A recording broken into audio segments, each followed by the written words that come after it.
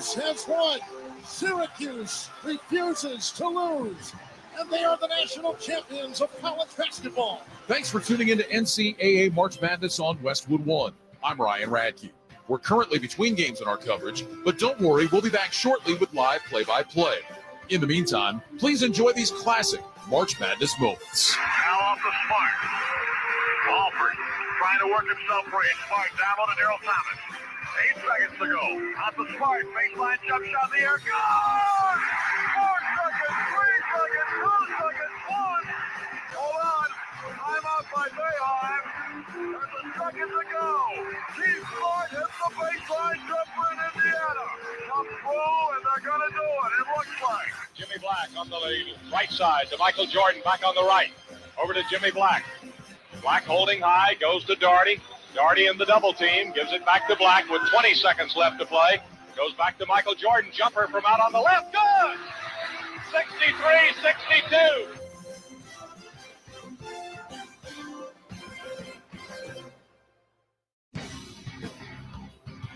Thanks for tuning in to NCAA March Madness on Westwood One.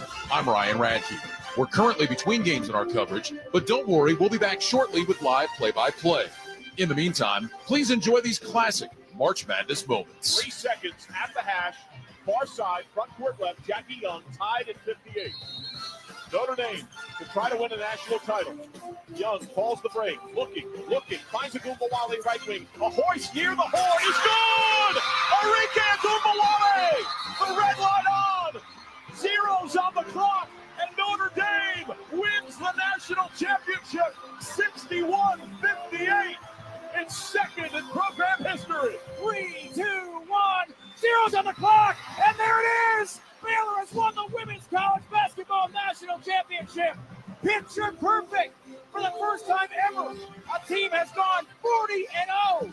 The Lady Bears have reached the highest peak of women's college basketball in the Rocky Mountains. Thanks for tuning in to NCAA March Madness on Westwood One. I'm Ryan Radke. We're currently between games in our coverage, but don't worry, we'll be back shortly with live play-by-play. In the meantime, please enjoy these classic March Madness moments. Yusan con la pelota, lo marca Quispe con la derecha. Yusan penetra en el centro, levanta el doble, falla el tiro, recoge el rebote, la pone. 29 puntos para Yusan, el triple en camino.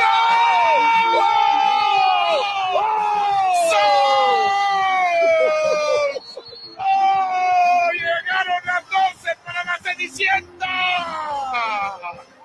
Jalen Sons con el triple en la chicharra le dice buenas noches a UCLA y por segunda ocasión en la historia de Gonzaga pelearán por el título de campeón universitario. La locura de marzo vive.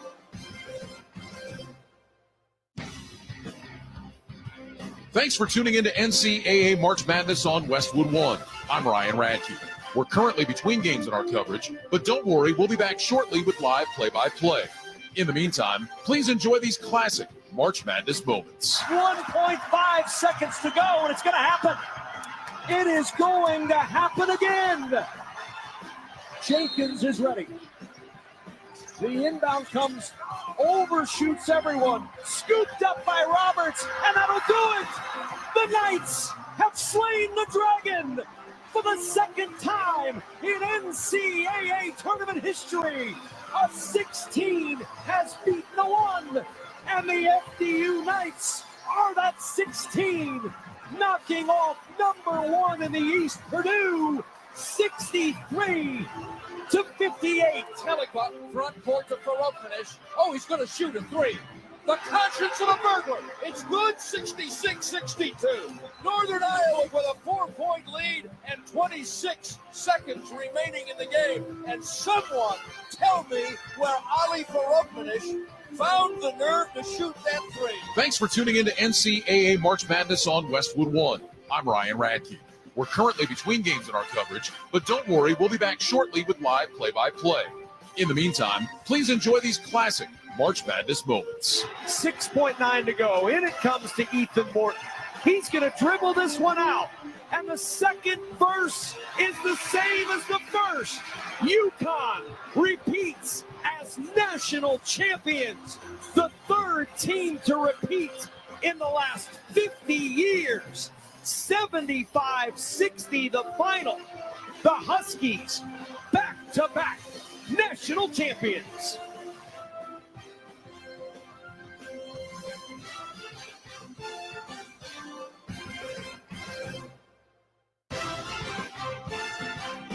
Thanks for tuning in to NCAA March Madness on Westwood One. I'm Ryan Radke. We're currently between games in our coverage, but don't worry, we'll be back shortly with live play-by-play. In the meantime, please enjoy these classic March Madness moments. Here's the next free throw. Back rim, no good. Rebound, Denham Brown. Here comes Brown, dribble drive across the line. Left side, launches. Back rim, no good. And in one of the unlikeliest upsets in the history of college basketball, George Mason, a team no one thought would even be in the tournament, has knocked out the #1 team, Connecticut, to go to the Final Four. This is one for the ages. As the final seconds tick off, the UConn quest for perfection is complete. 39-0, unbeaten for the third time. And it's championship number 6 for the Huskies. Thanks for tuning in to NCAA March Madness on Westwood One. I'm Ryan Radke. We're currently between games in our coverage, but don't worry, we'll be back shortly with live play-by-play. In the meantime, please enjoy these classic March Madness moments. We're down to 3, we're down to 2, we're down to 1. That's it. We've said it before and we'll say it again. The Gators are national champions for the second consecutive season. The University of Florida has won the national championship in college basketball, just the second team to repeat in the last 34 years.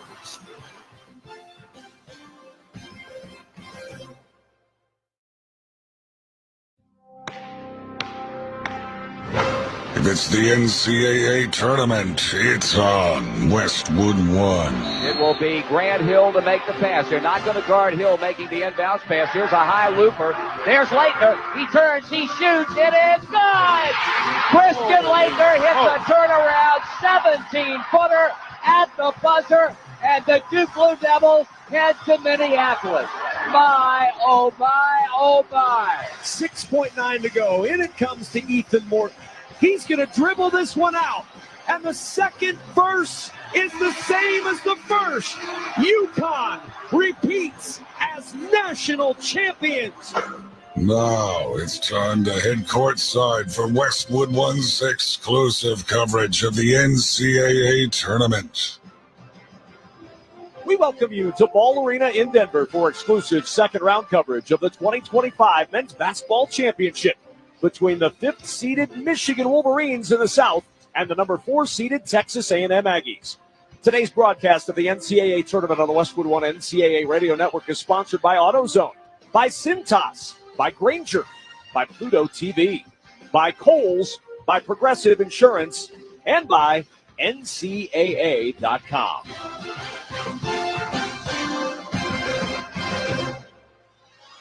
Hi, everybody. I'm Kevin Kugler alongside Austin Crozier. Brad Heller will join us later from the Westwood One Broadcast Center.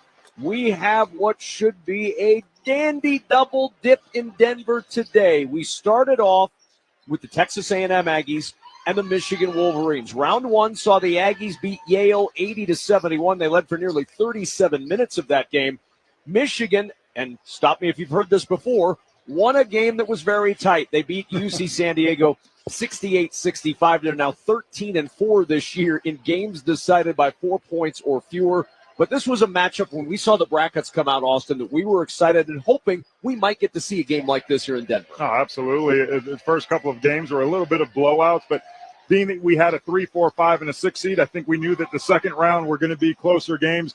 And a Michigan team that has obviously played incredibly well, winning the Big Ten championship. And the Aggies, they shoot 53% from the field in their first round game. The big knock on them has been their offense. They're so good rebounding the basketball, forcing turnovers.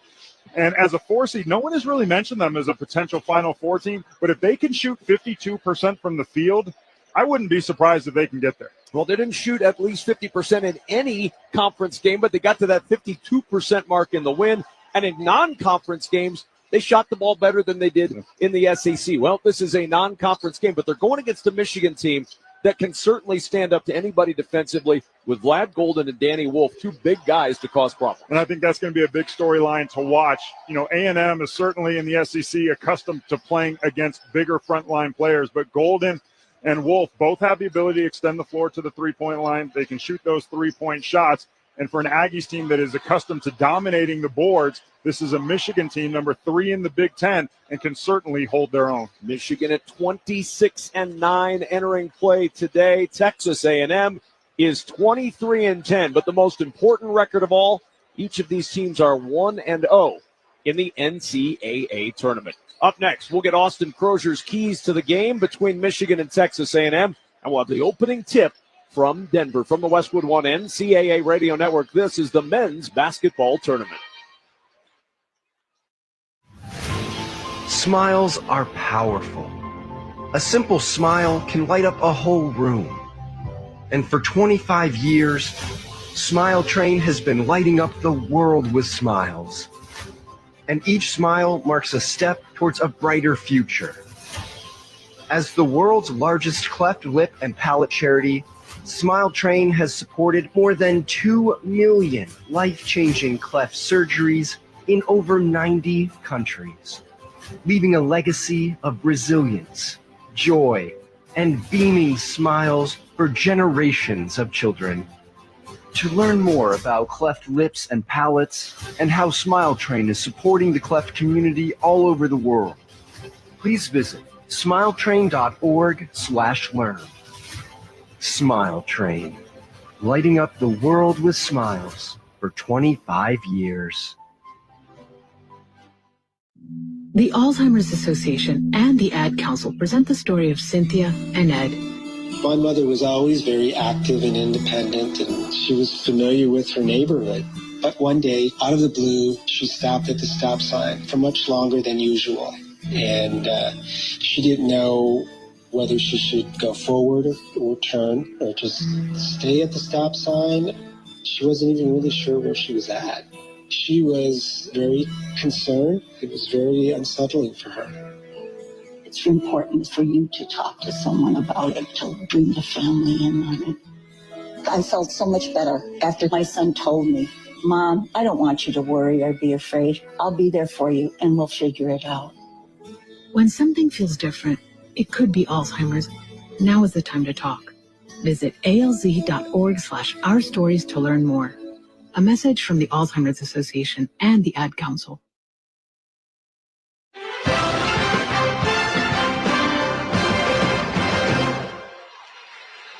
Back in Denver, ready to go between the Michigan Wolverines and the Texas A&M Aggies. We talked about the front court for Michigan, but Wolverines head coach Dusty May tells us what he needs from his backcourt. Our guards are going to have to be extremely quick to the basketball. They're going to have to fly in, keep balls alive, rotation block out. But if we can keep the ball in front and not be broken down and force rotations, we'll have a much better chance because we'll be able to keep Vlad and Danny and Will and those guys on their bigger players. And then our guards can use their quickness where if we're rotating and our guards are trying to block out those guys, it's going to be a tough day. Well, it's certainly a chess match when you're with Michigan. You got to figure out, can you get some scoring from that backcourt? And for Texas A&M and for head coach Buzz Williams, it's who might step up on any given day. It's a deep team. We're going to play 10 guys. We're going to play 10 guys double-figure minutes. All 10 of those guys know that. We've kind of vacillated back and forth on who's starting and why. Sometimes it's matchups. Sometimes guys are in a good groove. Sometimes the groupings are playing better. We change 4 to 6 times every practice, whether it's a drill, whether it's a game, whether we're playing. We're constantly interchanging. All right, it's time for the keys to the game, sponsored by Realtors. Buying a home can be a lot, but with the ethical expertise of a Realtor, you don't have to do it alone. Realtors are members of the National Association of Realtors. All right, Austin, let's start with the Michigan Wolverines today. What do you see as far as their key? I think the biggest key, and it's been a key for them all season long, is limiting their turnovers. They commit 14 a game on the season, which is the most in the entire Big Ten Conference. They had 14 in their Game 1 win over UC San Diego, 9 in the first half. obviously you are giving extra possessions to your opponent when you do that, but it's just so disruptive when every third time down the floor you're turning it over. They have to take care of the ball against this A&M defense. And then Dusty May touched on it. They need strong guard play, really at both ends, but in particular defensively. Wade Taylor, Zurich Phelps, those guys are not great shooters, but they are tremendous putting the basketball on the floor. Trey Donaldson, Damari Burnett, they're going to have to keep them in front of them. For Texas A&M, then, they shot 52% in the win. What do you see as keys to keep it going for the Aggies? Well, I think two guys, Pharrell Payne and Henry Coleman, the starting and backup centers. They both played excellent on defense, Payne 25 points in that game. They have to slow down Vlad Golden and Danny Wolf. That is no easy task. And then rebounding. Not a big storyline because they shot 52%. But should they continue to struggle from the field like they typically do, getting on the offensive glass is a hallmark of the Aggies. Let's check the starting lineups. Sponsored by Cintas. Workdays are better when you partner with Cintas. Keep your team protected, prepared, and looking great. Visit Cintas.com and get ready for the workday. From Michigan, Danny Wolf, the 7-foot transfer from Yale, 13 points, the Big Ten's leading rebounder at almost 10 rebounds per game. He is more of a point forward, but he'll play that 4 spot to Vlad Golden's 5, the man in the middle, the most outstanding player in the Big Ten tournament, 16.5 points, 6.5 rebounds for the 7-1 grad transfer from FAU. In the backcourt, Reuben Jones, more of a defensive guy. The transfer in this year from North Texas averages 3.5 and 2.5 points, 3.5 points, 2.5 rebounds per game. Damari Burnett, his 68th consecutive start today, 10 points, 3.5 rebounds for the 6'5 graduate. And Trey Donaldson, 11.6 points per game for the 6'3 junior transfer from Auburn. For Texas A&M, it starts with Wade Taylor IV, first-team All-SEC. His jersey's already been retired at Texas A&M. He averages 15.7 points per game.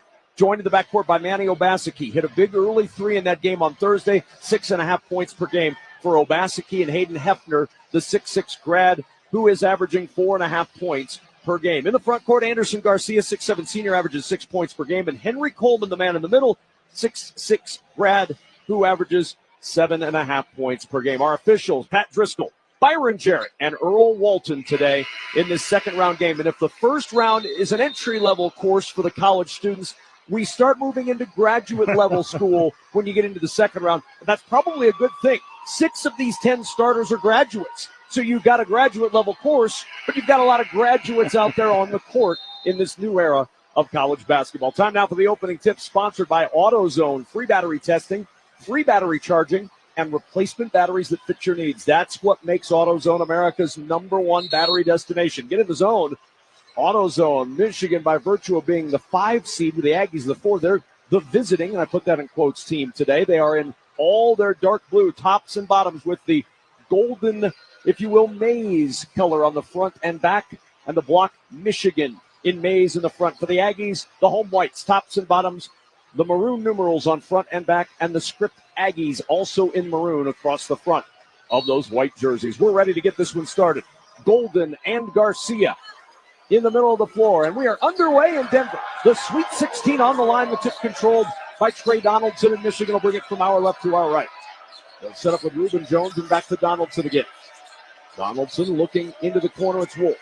Wolf against Garcia. Turns the corner, flips it back to Trey Donaldson. Little shot fake between the rings. Now goes to the right-hand wing with 10 to shoot. He'll try to drive on Garcia. Dribbles behind his back. Gets into the paint, leaning in, off the window. Good for 2, and it's a 2-0 Michigan lead. I think that's a great start for Dusty May's team. Very poised offensively, not taking that quick shot. And Donaldson, so good, beating defender off the dribble. And a lob to Hayden Hefner quickly for Texas A&M, and he misses the jam. Pretty good flip up towards the rim. He just couldn't finish. Rebound out to Michigan. Very fortunate for the Wolverines. Got caught sleeping a little bit on that weak side backdoor cut. Damari Burnett on the left-hand wing. Here's Golden at the top. Golden driving down the left side of the lane. Off the window. Wild shot won't go. And Garcia the rebound for the Aggies. Taylor now will push for Texas A&M from our right to our left. End-to-end floater from 5. Won't go. Rebound punched out to Donaldson. Doesn't have numbers. He's going to have to slow it up. Dribbles between his legs. And now finds Golden in the paint. 5-foot floater. Bounces all around the iron and home. And it's 4-0 Michigan. Golden is as good as anyone in college basketball, keeping the ball high. It's the natural instinct of a 7-footer to bring it down low. Golden, textbook, keeping it in the air. And quickly up the floor, Manny Obaseki runs it up and banks it home. A&M trying to push the pace a little bit. Now Reuben Jones will attack. Drives in from the left side. Back out to Donaldson. Steps into a three right wing. Off the back iron. No good. Long rebound. Danny Wolf for Michigan. In the right corner against Obaseki. Gives up about 6 inches into the corner. It's Jones. Reuben Jones for three. Barely draws iron, and it's out of bounds to Texas A&M. Reuben Jones is going to be open all day if he wants to shoot the three. He's only shooting 25% from three.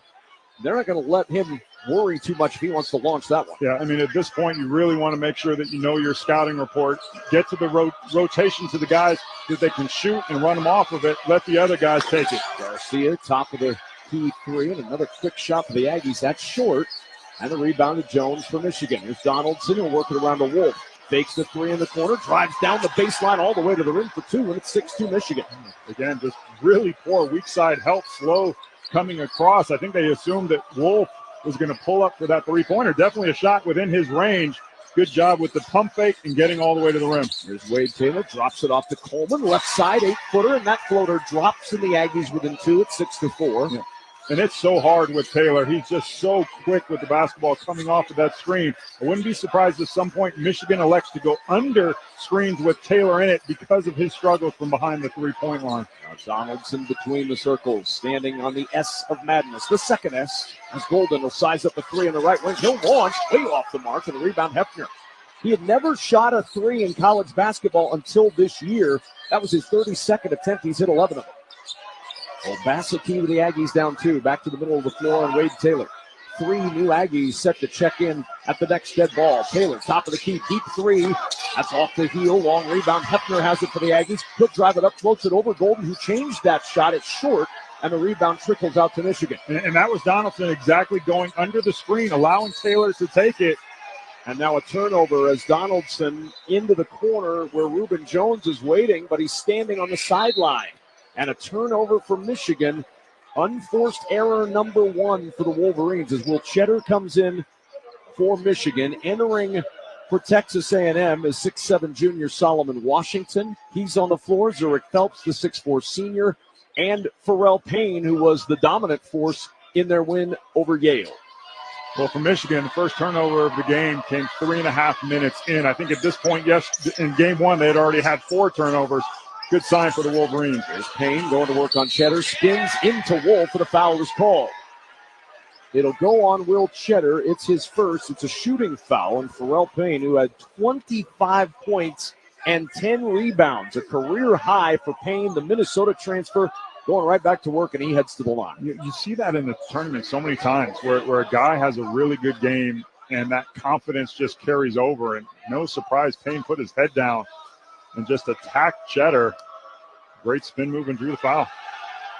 To the free throw line. First one no good for the 58% shooter. Kevin Kugler and Austin Crozier here at our Grainger courtside seats in Denver. For the ones who get it done, there's Grainger, offering professional-grade products for all industries, fast delivery, and free technical support.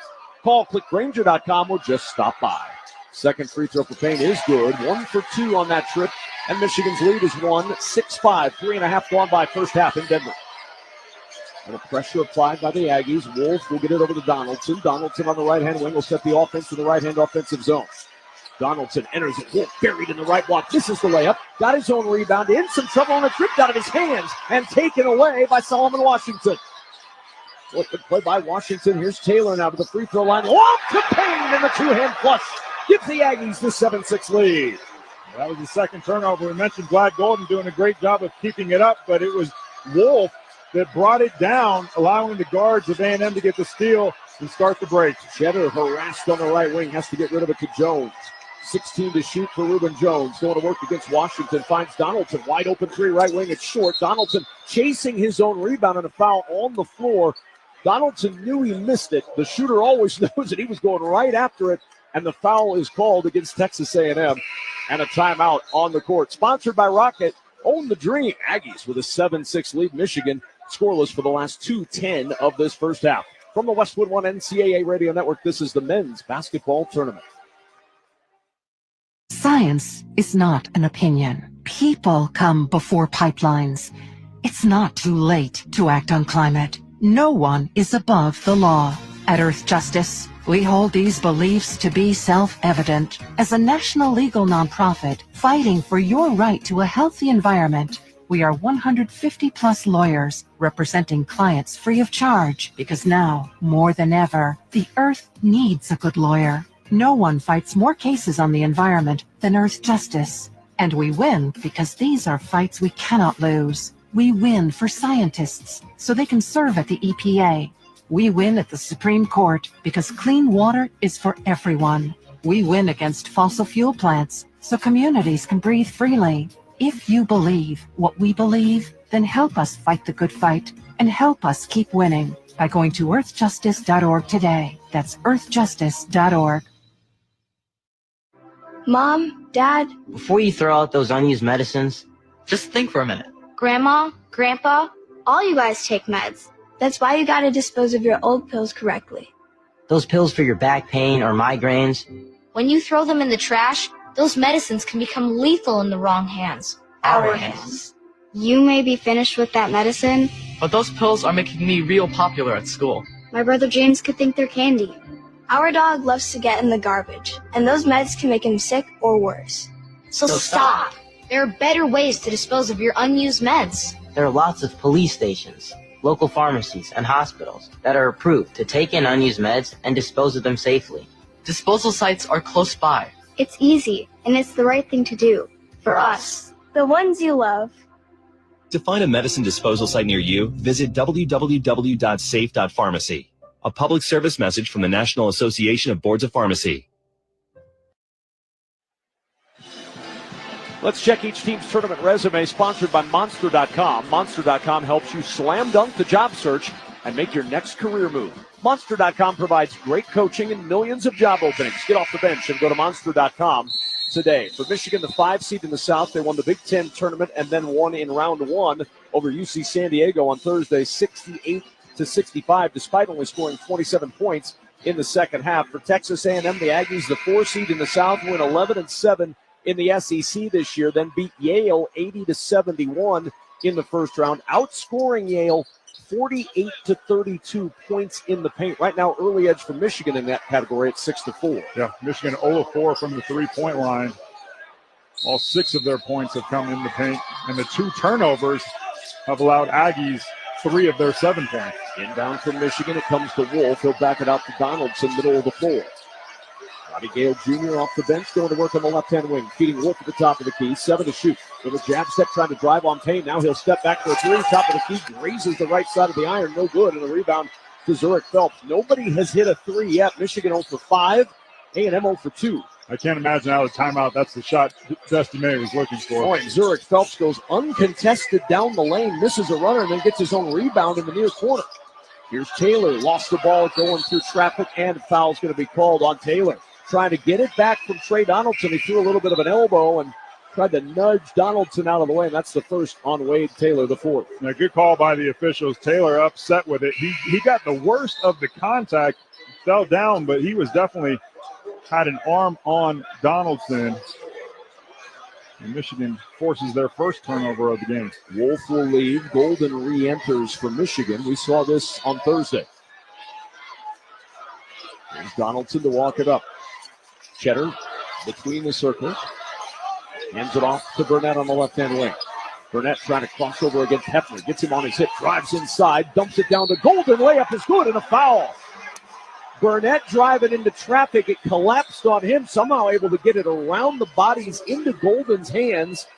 It may have been a deflected shot into Golden's hands. And he'll go up for one more at the line. I think you're giving Burnett a lot of credit if you're calling that a pass. But that is what happens when you attack hard.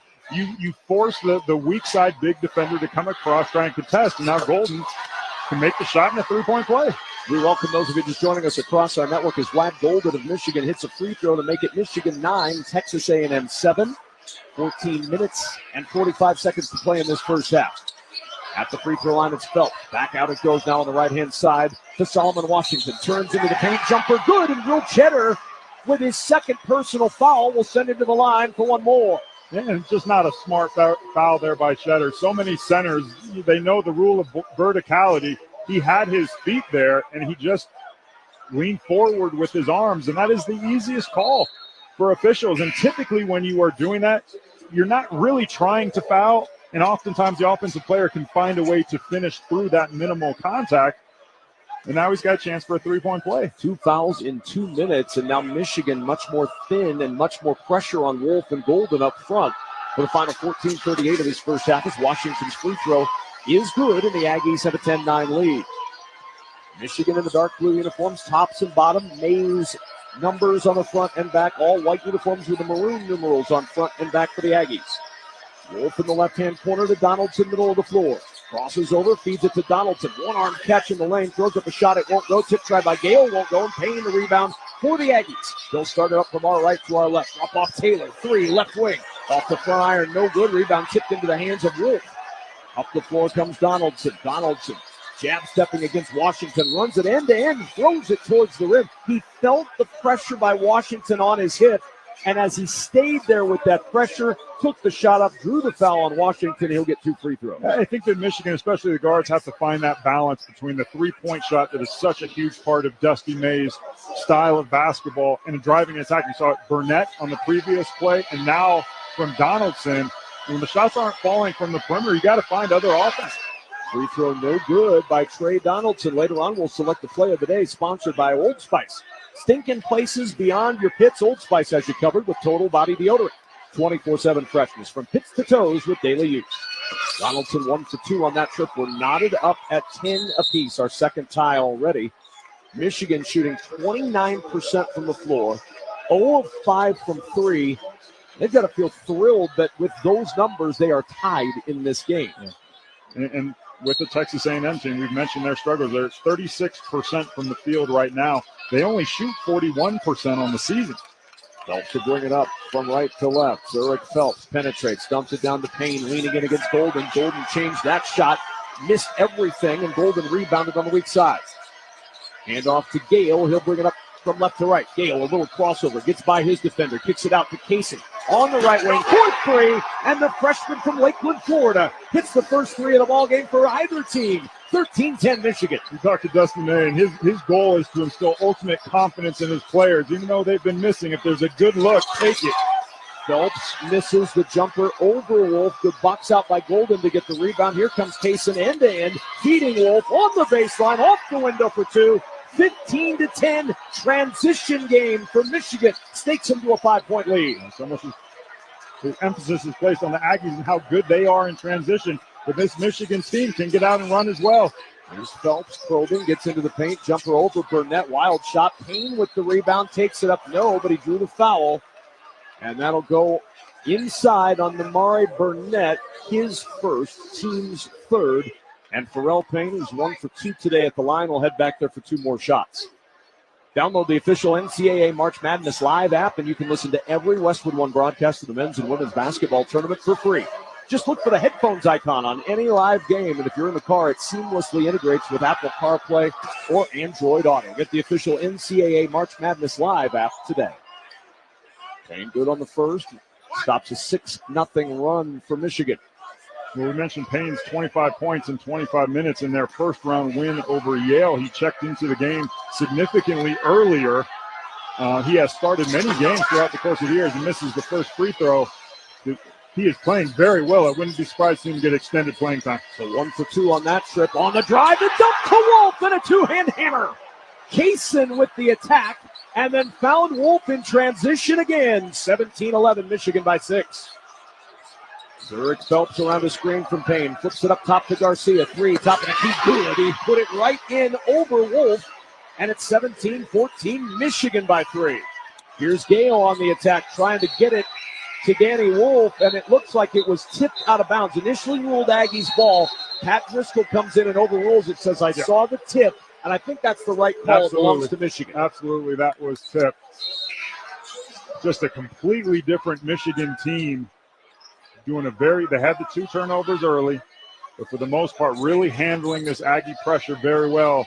And over the last 4 or 5 minutes, they've gotten a good shot almost every time down the court. So Jay Kaysen will inbound on the right baseline near the corner, lobs it into the 7-1 Vlad Golden, extended on the right wing. Turns down the handoff, gives it now to Wolf. Wolf a little crossover, wanted to step back for three, but right out on him was Garcia, and then Golden trying to get it to Wolf, throws it away. Another Michigan turnover, and Zurich Phelps will bring it up their third of this first half. Phelps to the right wing, to Garcia. Three, top of the key, hit one a moment ago there. This one won't go. Rebound knocked loose, and it goes out of bounds. It's going to stay with the Aggies with 12-11 to play first half, and Texas A&M down 3. Aggies, the best offensive rebounding team in the country. You mentioned not a big factor in their first-round win over Yale, but that was because they shot 52% from the field. Now, with more misses comes more opportunities, and you have seen the Aggies very active on the offensive boards with 4 here in the first 8 minutes of the game. C.J. Wilcher checking in, expect him to shoot a 3. 109 attempts, 101 from 3 this year. The Nebraska transfer on the floor for the first time for Texas A&M. Here's Zurich Phelps. Dribbling over to the left side, 10 to shoot. Phelps around the screen, gets to the right elbow, jumps at right corner. Anderson Garcia, shot fake from there, runs through the lane, dishes to Wilcher. There's a 3 on the left wing. It's off, no good. Rebound batted out by Coleman, and it'll belong to Texas A&M. And that's what they do. And Michigan has the size to keep the Aggies off of those offensive boards. They've got to get into them, drive them back, and not allow those long kickouts. 7 to shoot. Phelps, a bounce to Garcia. All alone, 3 on the left wing. It's good. Nobody found Garcia. He's a 38% shooter from 3, and he ties it at 17. Well, if you give a team 3 chances, they're going to have the ball for almost a minute, right? So now you're getting tired defensively. And you give any team 3 opportunities, they're going to figure out a way to knock down one of them. There's Wolf on the right side, feeds free throw line to Golden. Back it goes Wolf on the right wing. Spins through a double, feeds it to Golden down low, and Wilcher with the foul. Will they count the bucket? The shot went up for Golden. Was it goaltended? And they're going to say no, it was not. 2 shots coming for Golden after the foul on Wilcher and a timeout on the floor. A 6-0 Aggie run answering a 6-0 Wolverine run. What does that mean? We're all tied at 17, 11-11 remaining in this opening half. You're listening to the men's basketball tournament on the Westwood One NCAA Radio Network. Gain Super Flings are here to take your laundry to the next level. Talking about Gain Super Flings. Super size laundry packs. These things are huge. Super fresh, super clean. Gain Super Flings. Gain Super Flings laundry packs have 4 times the Oxy cleaning power and 3 times the Febreze freshness versus Gain Original Liquid. Super fresh, super clean. Gain Super Flings. Gain Super Flings for next level laundry. I'm at a smoothie bar asking people if they'd switch smoothies with me for $574. Oh, I'll switch. So what about $574 if you switch your home insurance to Allstate? That's a headache. Nope, it's painless. Oh, so it's easy money. Yep, check Allstate first and you could save hundreds on quality home insurance today. You're in good hands with Allstate. Not available in every state. Based on the national average annual savings for new home insurance customers surveyed in 2023 who switched to Allstate and reported savings. Your business needed to hire someone yesterday. How can you find amazing candidates fast? Easy. Just use Indeed. With Indeed sponsored jobs, your post jumps to the top of the page for relevant candidates so you can reach the people you want faster. According to Indeed data, sponsored jobs posted directly on Indeed have 45% more applications than non-sponsored jobs. Plus, with Indeed sponsored jobs, there are no monthly subscriptions, and you only pay for results. Start at Indeed.com/credit. You know what I love about spring? It's a season of change, and that means it's time for a closet refresh. Enter Kohl's. With the extra 15% off they have going on, I saved on the latest styles for my entire family, like a cute dress for myself, linen shorts for my husband, and spring jackets for my kids. Just add sunshine and we're set. All thanks to Kohl's. Select styles, some exclusions apply. 15% offer ends March 23rd. See store at Kohl's.com for details. Time now for a tournament bracket update sponsored by Green Gobbler. Green Gobbler, the only clog dissolver you need. It's bleach-free, safe for your pipes, and it works. Green Gobbler. Let the Gobbler get it. With Purdue's win earlier today to advance to the Sweet 16, the Big Ten is now 9-0 in the tournament. And of course, Michigan and Wisconsin both on the floor here today trying to extend that good string for the Big Ten Conference. With Arkansas's win earlier, the SEC is now 9-6 in the tournament with 14 SEC teams in the tourney. Texas A&M obviously trying to add another win to the SEC total as they look for another trip to the Sweet 16, their first since 2018. It's been a little more recent for Michigan. They were last there in 2022. Well, both of these teams are solid defensively, especially the Aggies, and we're seeing the field goal percentages reflect that. And in a game that could be hard to score baskets, potentially, that's where rebounding and turnovers really play a role, as well as getting to the free throw line. At the line is Vlad Golden. First free throw for Golden is good. It's been Danny Wolf so far as the offense for Michigan. He's 3 for 5. The rest of the team is 4 for 12. Garcia's 2 for 4 with 2 threes for Texas A&M to count for 6 of their 17 points. Golden's second free throw rolls off, no good. 1 for 2 on each of his trips, and now up the floor comes Taylor. Taylor will bring it across the timeline, and a push pass over to Garcia on the right wing. Garcia just a step inside the arc, hands it to Wilcher. Wilcher driving through the lane into the left corner, feeds in the left corner for 3. The shot no good from Jace Carter, one of the heroes of Thursday night, and a rebound out to Trey Donaldson. Donaldson has Buzz Williams over his shoulder, barking out signals to his defense as he hands to Golden. Golden has the ball poked out of his hands, tipped out towards the sideline. Wade Taylor able to save it in play, and it's Texas A&M ball. Really good play by Taylor. Picking around the screen. Taylor driving inside, gets it through Wolf. The shot won't go, and Wolf with the rebound. Fortunate for Michigan. 5th turnover of the game, and that one was just completely self-inflicted. Golden, terrible entry pass from the top. And Golden will dribble this one back out to Donaldson, who will set things up. 13 to shoot. On this trip down the floor, Donaldson zips a pass over to Gale on the left wing. A little jab step now. He'll try to drive baseline. Pull up from 10. Rolls off. No. And then a foul on the floor as Golden on the right block went up to try to get a rebound. He got pushed in the back, and that's a big foul. That's number 2 on Wade Taylor, the 4th, the all-SEC player and the leading scorer for the Aggies. Yeah, really, it's just a silly foul for a guard to get a foul in that situation. You're asking so much of your guards defensively on the perimeter. That's where you want to use your fouls. You don't want to do it on a silly reach in on the post. It's got to be Coleman doing a better job blocking out Golden. Donaldson will inbound to Golden. Gives it right back to Donaldson in the right corner. Under 10 to play first half. Donaldson will send this one over to the left side of Burnett. Amari Burnett with Michigan up 1. Holds it at his hip now. Quick toss over to Jones. Jones driving on Wilcher. Gets down to the baseline. Leans in off the window. The shot won't go. And the rebound punched out to Manny Obaseki of Texas A&M. Lid on that basket on both ends. Here's Obaseki on the drive to the rim. No, but he's fouled. Reuben Jones on his hip as he drove picks up the personal foul. That'll be his first and the 4th on Michigan. Well, we said at the beginning, for Donaldson, Burnett, anyone who is in the backcourt for Michigan, whether it's a made basket or a missed basket, you've got to get back in transition. Those guards are just so fast looking to put their head down. And we mentioned when they struggle from the three-point line, that's where they're going to look to attack. Pause 10 seconds for station identification. This is the Westwood One NCAA Radio Network, your home for the national championships.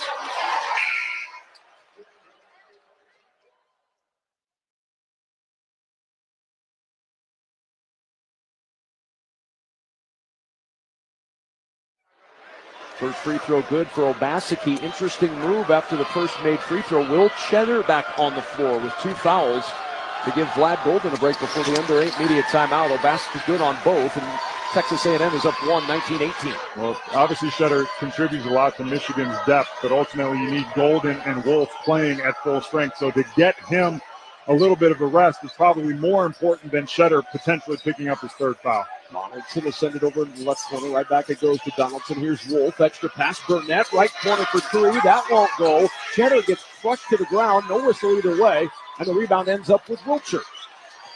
A lot of contact underneath, fighting for that rebound. Aggies come up with it as Obaseki will dribble behind his back. Goes down the right side of the lane. High off the window. Over the outstretched arms of Danny Wolf to lay it in. And it's 21-18, Texas A&M. Now Donaldson, a whistle and a foul on Jace Carter. No, they're going to say it's away from the ball, not on Carter, who looked up and said, what are we doing here? I mean, Carter was nowhere near Donaldson as he picked him up, and it looked like it was a foul. It's on Washington, his 2nd. So Solomon Washington picks up his 2nd. That's the 7th team foul. So a 1-and-1 coming up for the Wolverines.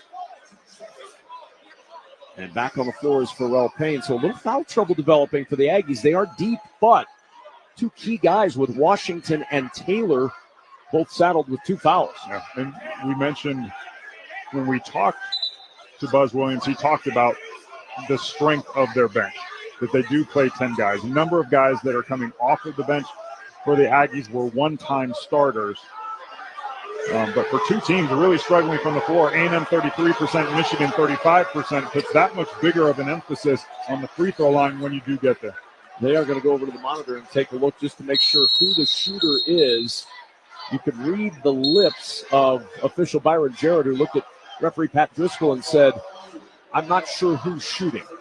So they had to go check the monitor to make sure. They thought it was Donaldson. He had lined up to shoot. Buzz Williams argued that that wasn't a foul that put Donaldson at the line. But the officials have checked it and said, yes, it is Trey Donaldson, who is 1 for 2 today. Donaldson, a 70% free throw shooter. Wolverines haven't scored in 2 minutes and 15 seconds, and that drought ends on the front end of the 1-and-1. March Madness is coming to a court near you. Experience it live as the nation's best college basketball teams compete for a chance to cut down the nets. Secure your seats today at ncaa.com/MBB tickets.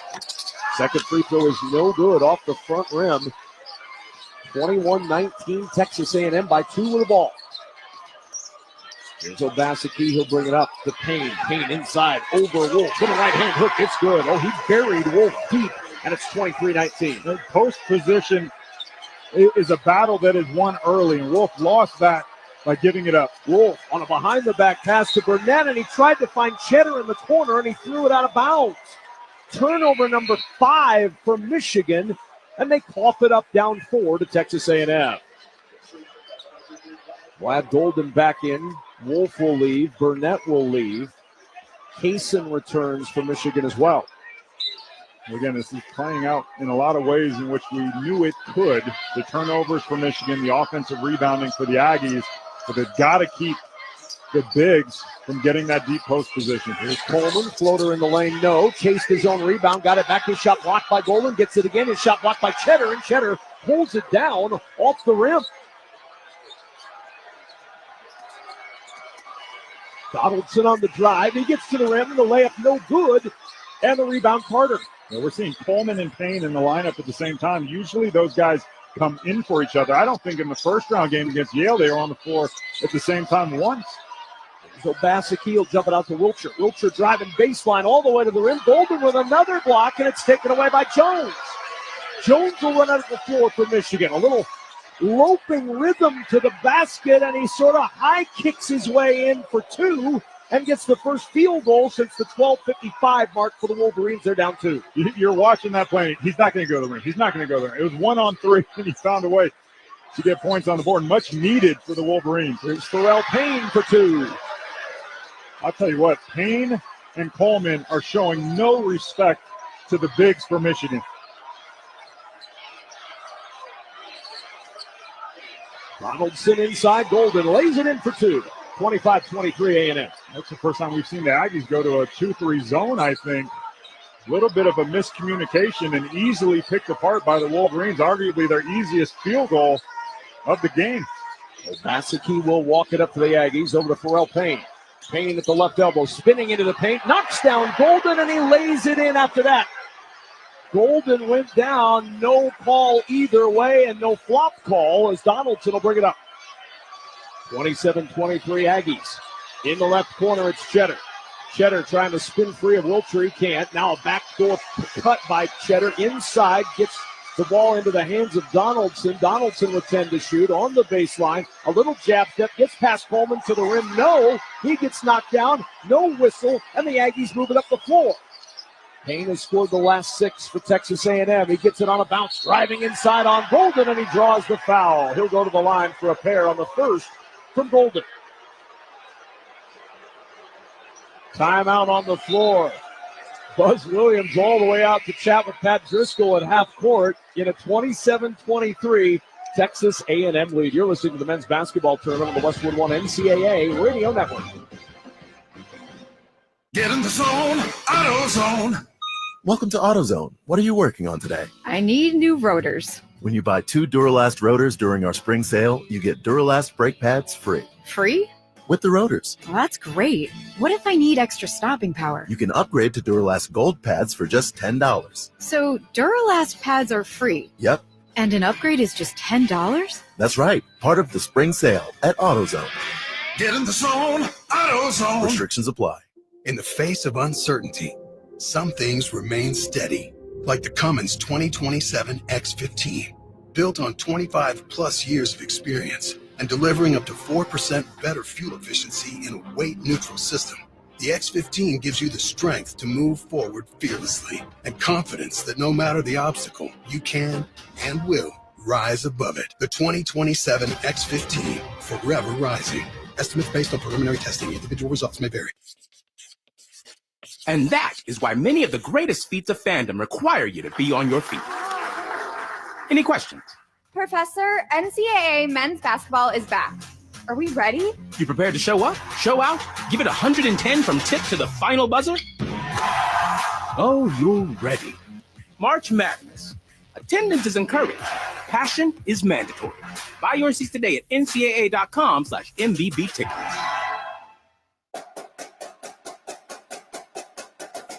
With Marriott Bonvoy, take your game day rituals on the road. No matter how you show your team spirit, find a stay for your style when you explore our entire world of hotel brands and experiences. Marriott Bonvoy has a brand for every kind of fan. Marriott Bonvoy, official hotel partner of the NCAA. Explore more at marriottbonvoy.com/NCAA.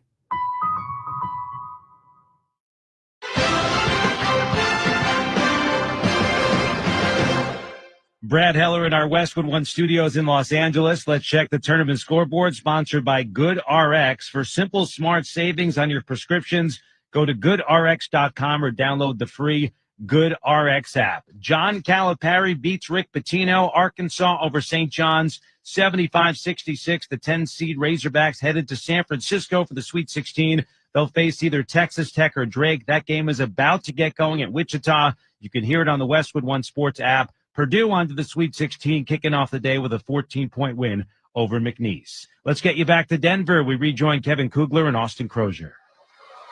And a 27-23 lead for Texas A&M with 6:17 remaining in this first half. And the story is very similar, Austin Crozier, to what we saw on Thursday with Texas A&M. Pharrell Payne. Remarkable the way that he is playing. Now, he started games earlier in the season for Texas A&M. Buzz Williams felt that they have a lot of interchangeable pieces. He was most beneficial coming off of the bench, but 25 points in 25 minutes in game one, a season high. And here he has 10 points in 7 minutes. He goes to the foul line, make that 11. And the thing that's most impressive is the fact that he's doing it against 2 7-footers. He ducked in completely on Danny Wolf and put him under the basket. And Brad Golden, he has taken an offensive rebound and a putback, and another time has forced Golden to fake a foul. He completes the second free throw, now has 12 points in 7 minutes. 29-23, Aggies with their largest lead. They'll apply a little pressure coming up the floor. Wolf snares a long pass that was ticketed for press row and keeps it in play. 17 to shoot as Wolf will try to go to work against Obaseki in the right corner. Spinning baseline, wraparound pass, left corner. Jones for three, and he hits.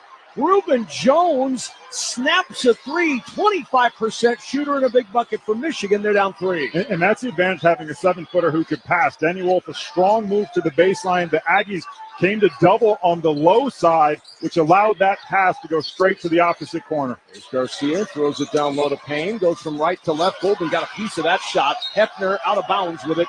Last touch by the Aggies, Michigan basketball, and that time Golden got the better of Payne. Yeah, and a great adjustment coming out of the timeout by Dusty May, electing to show that 2-3 zone. Michigan doesn't go to it often. The Aggies had a man-to-man play called out. And when they saw that 2-3 zone, they were very confused. Reuben Jones will bring it across to L.J. Kasem. In the right-hand offensive zone, Michigan down 3, 29-26. Here's Gale. Looking inside. Golden and Payne are in a battle. Hand off to Kasem now on the right-hand wing. 8 to shoot. Crosses over. Drives to the right elbow. Backs it out to Wolf. 4 to shoot on the left wing. Wolf Spinning to the free throw line, wraps it down low and all the way up and down is Roddy Gale with a two-hand flush. What a find by Wolf to bring Michigan within one. Great awareness of the shot clock as it was running down. I don't think Garcia thought he had time to make that pass. And it was right on Garcia's head. Phelps is swinging around to Obaseki as they set up in the left-hand offensive zone. Obaseki backing out as the double shows. Gives to Phelps. Phelps will wrap it around to Obaseki on the right-hand wing. Now Phelps top of the key. 6 to shoot. Working against Kaysen. A little jab step. Lost the dribble. Gets it back. Now spins. Fades away from 8. Using the window beautifully to bank home a 2. I like what we have seen from the Aggies. They've gone away a little bit from the three-point shot, looking to attack, getting it to Payne or the guards, really attacking. 31-28, quick three on the other end from Michigan, and it's good for Roddy Gale. Gale with a three. We're tied at 31. If you haven't seen Michigan play, this is who they are. They can be loose with the basketball. They're going to shoot a lot of threes. They're going to go on dry spout sets, and they are going to have times where they fall. Obaseki at three for the Aggies is no good, and the rebound to Wolf, and Wolf will start it up for Michigan, looking for the lead. Wolf on the right-hand wing. A little crossover, spinning on Garcia. Gets all the way to the rim, misses a bank shot. Garcia with a good rebound. Wolf looking for that foul call, but he just lost it on the way up. Good defense. We mentioned Wolf, 7-footer with a handle, but he can get a little loose with it at times. Phelps will dribble to the free throw line. Gets free for a moment. Wolf comes over to cover for Kaysen. Here's Garcia, top of the key three. It's good. Garcia back out there with his shooting touch intact. 9, all from behind the arc. And the Aggies with a 34-31 lead. There's Jones on the right-hand wing. Golden will give it back to Jones. Jones, a jump stop in the paint. Back out to Golden. Swing around to Wolf. He'll reset with 12 to shoot. Wolf, a little jab step. Takes the screen, dumps it down to Golden. Golden floats it over the front of the rim and in. Big to big, little pick and roll action. I mean, it is so hard to guard. Both of those guys roll hard to the basket. And I think the fact that they're both 7 feet, that allows Wolf to kind of make that high-low pass where the guards can't get to it coming from the weak side. And Golden's so good with little push shots and touch shots 4 feet and in. And as Texas A&M walks it up with 19 on the shot clock, they call a timeout. 2:40 remaining in this opening half.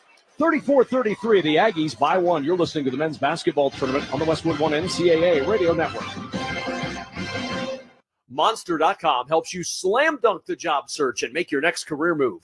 With great coaching and millions of job openings, Monster.com empowers you to score your next position and win the job hunt.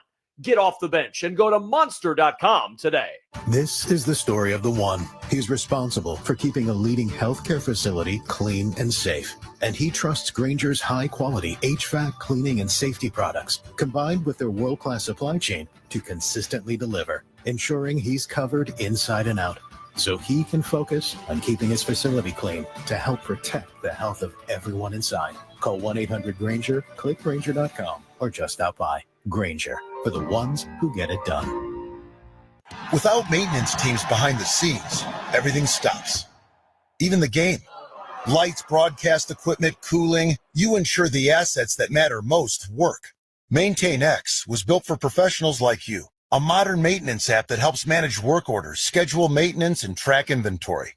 So keep the madness on the court, not in your operations. Try MaintainX free at maintainx.com/MVP. That's maintain in the letter x.com/MVP. Something amazing is happening in meteorology. Climate researchers are weathering a data storm. That's because CDW transformed their devices and infrastructure to pre-configured Lenovo ThinkPads and powerful edge-to-cloud solutions, delivering faster insights to run more accurate forecast models. So it's almost like they're controlling the weather themselves. Lenovo and CDW. Make amazing happen. Learn more at cdw.com/Lenovo Client. Hi, it's me, your USPS Ground Advantage shipment. Just left the warehouse. I know. Just got the notification. Made it. Yes, I know. I get all the updates. Stay in the know with USPS Ground Advantage service. Visit USPS.com/in-the-know. Let's check the schedule of tournament games coming up on Westwood One, sponsored by the 2027 X15 engine from Cummins, featuring better fuel efficiency, immense power, and backed by 25-plus years of experience. The 2027 X15 is built to rise above the challenges of tomorrow.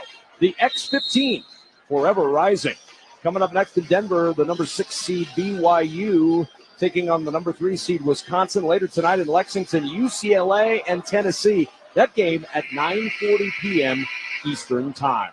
Here a 34-33 lead for Texas A&M.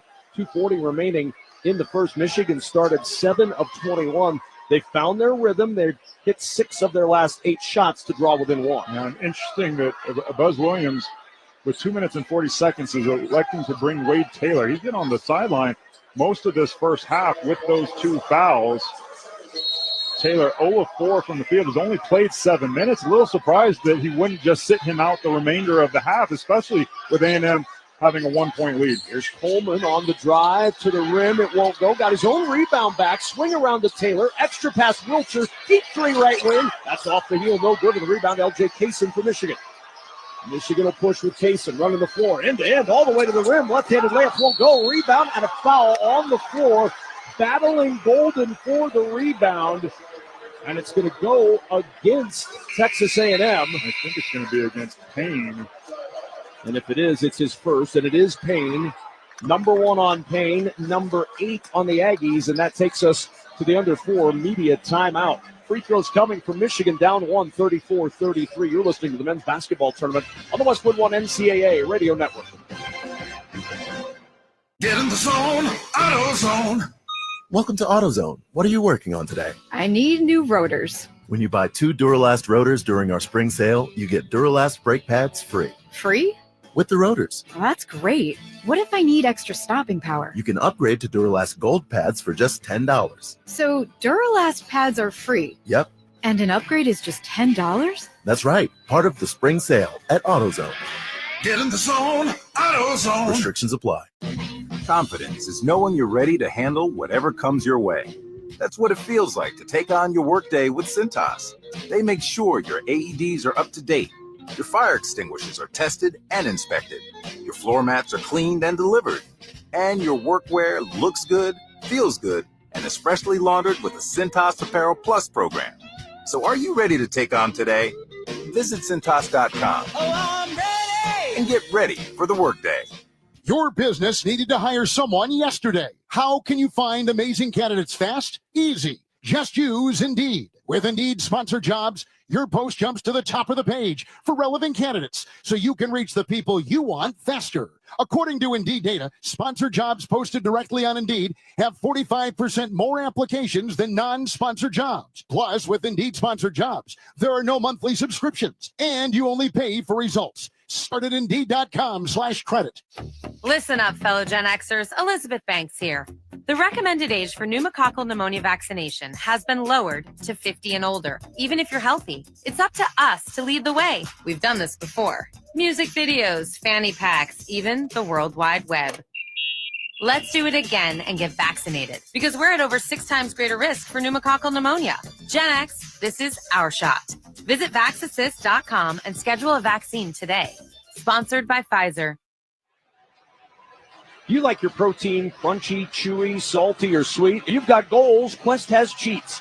From bars to protein milkshakes to chips and crackers, Quest Nutrition is big on protein, low on sugar, and huge on flavor. It's basically cheating. Well, before the timeout, a foul called on Pharrell Payne, which sends Michigan to the free throw line, and it'll send Vlad Golden to the line. He's 2 for 3 today, but a very good first half for the big man. 10 points, 7 rebounds. He had 7 rebounds all of game 1 of this NCAA tournament. He's been very active in his 15 minutes. Well, I think the play of Payne and Coleman, who are both in the lineup, has awakened Michigan a little bit. The front Golden and Wolf, they are not accustomed to playing against people. Maybe they don't have the same height, but they are bigger bodies, and to have both of them on the floor at the same time. One into the 1-and-1 for Golden is good. Oh, it bounced around and hung there forever, and finally Sir Isaac Newton would be so proud gravity took over and pulled it down. 1 more to go for Golden. 11 first-half points for Vlad Golden. Second free throw good. He's got 12, and Michigan back in front 35-34. Shooting percentage for Michigan, thanks to this hot streak, now up to 43% in the first half. Taylor still on the floor with 2 fouls for the Aggies. 6 ties, 6 lead changes. Payne has it stripped out of his hands, but it ends up in the hands of Coleman, who is rejected by Golden. It goes off Coleman's knee, and it's Aggies who give it back to Michigan. Now, I'm going to assume that Dusty May pointed out, one of the strengths of Payne is he likes to go hard one direction and spin back, and there the guards came down and got a hand on that ball for a really good deflection. Mason now will set it up for Michigan. Backs it out under 2 to play first half. Test pass over to Gale. He'll drive baseline. Wraparound pass out to Jones. Force 3. Halfway down, it pops up, but Kaysen ends up with a loose ball for Michigan. Kaysen on the baseline. Gives it up to Gale. Feeding it underneath to Golden. Golden with the left hand. No. Wolf there to follow. His tip won't go, and Coleman the rebound for Texas A&M. Great sequence by Michigan. Couldn't get a shot to fall, but very active. Here's Taylor, splits 2 defenders, gets to the rim. No on the layup, but in the battle for the rebound, a foul called underneath on Golden.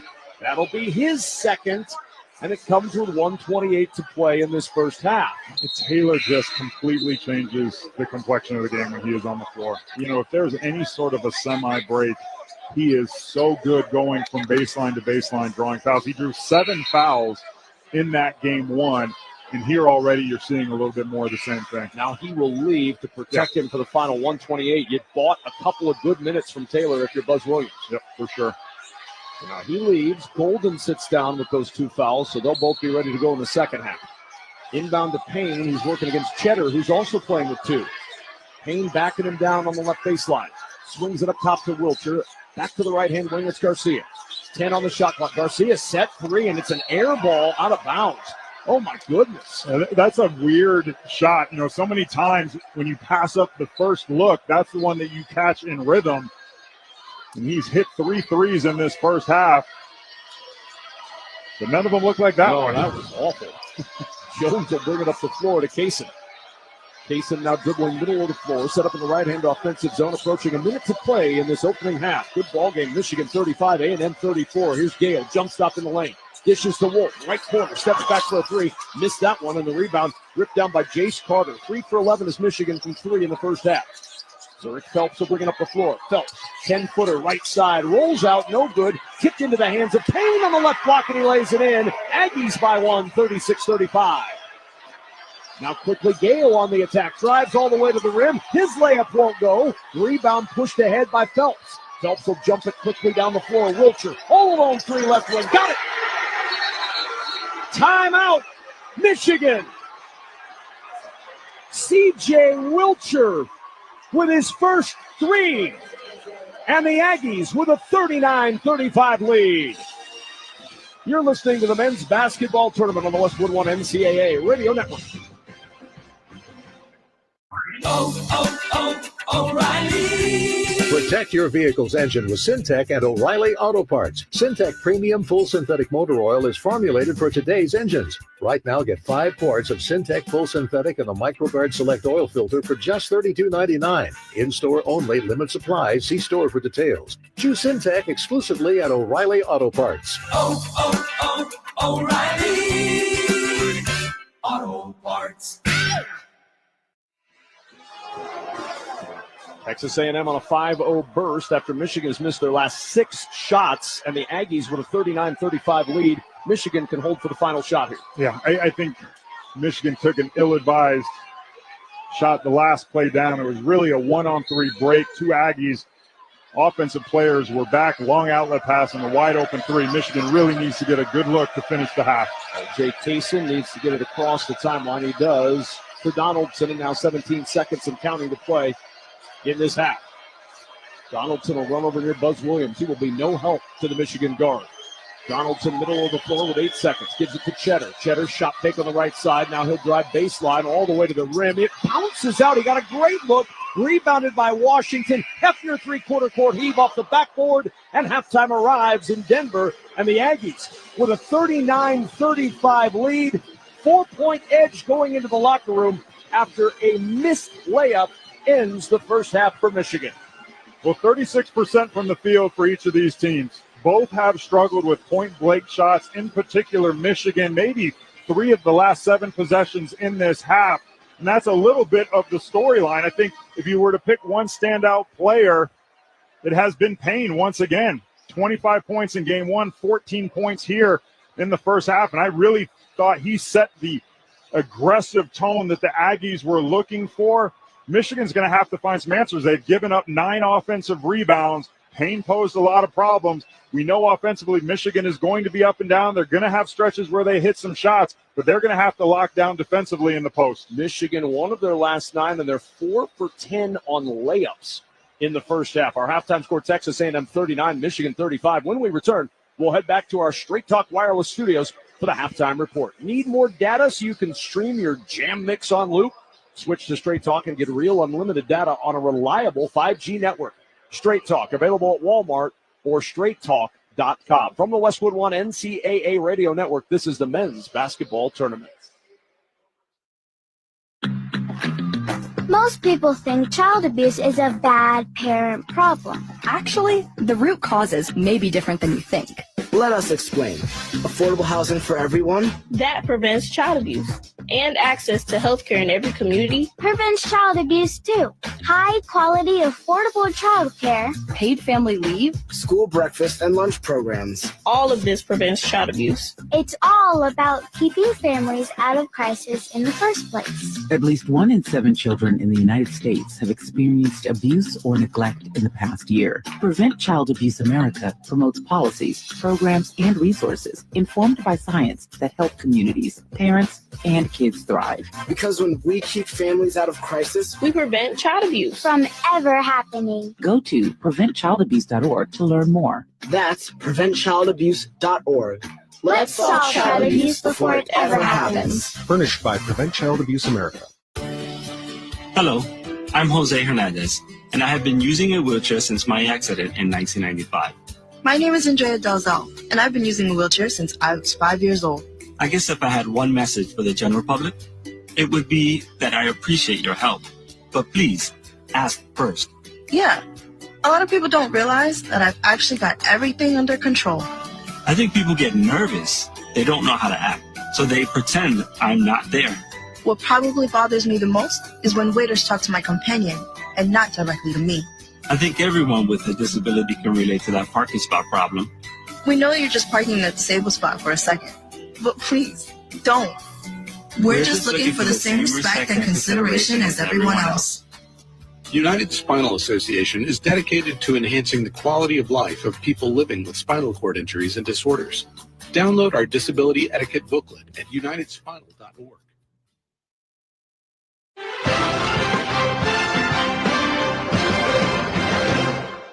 Halftime in Denver, 6 ties, 7 lead changes. Texas A&M leads Michigan 39-35. Brad Heller with you in the Westwood One Broadcast Center in Los Angeles. And let's check the tournament scoreboard, sponsored by MaintainX. MaintainX is the asset and maintenance app that brings your unplanned downtime to zero. Try for free at maintainx.com/MVP. That's maintain and the letter x.com/MVP. One other game in progress right now. Drake leads Texas Tech 18-14 midway through the first half. The Bulldogs have hit 8 of their first 12 shots. You can hear that one on the all-new Westwood One Sports app. Meanwhile, the matchup of Hall of Fame head coaches John Calipari beats Rick Pitino 75-66. Arkansas over St. John's. The Red Storm dream season comes to an end. They had won 10 in a row coming in. Of course, Big East champs. Their first tournament win Thursday in 25 years, but it all comes crashing down for Rick Pitino's team, who shot 28% from the field, 2 of 22 from 3. I hate to see them go out this way. We thought we were championship driven in our minds, but I've been disappointed before with this. You hate to see us play like that. I don't mind going out with a loss. I just hate to see us play that way offensively. We got to live with it. You put a lot of time and effort. The coaches did.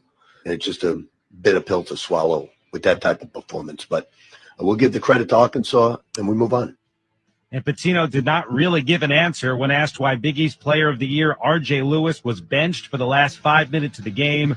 9 points on 3 of 17 shooting. Pitino said, "He played 30 minutes. That's a long time. I just went with other people." But it's Arkansas moving on to the Sweet 16. The Razorbacks will take on either Drake or Texas Tech Thursday in San Francisco. Purdue winning the first game of the day, 76-62 over McNeese. The Boilermakers were pretty much in control the entire way. They're going to the Sweet 16 for the third time in 4 years. They'll face either Houston or Gonzaga Friday in Indianapolis. For McNeese, the 12-game winning streak ends, and so does Will Wade's tenure as Cowboys head coach. He walked off the court in tears, reportedly agreeing to a long deal to be the head coach at NC State.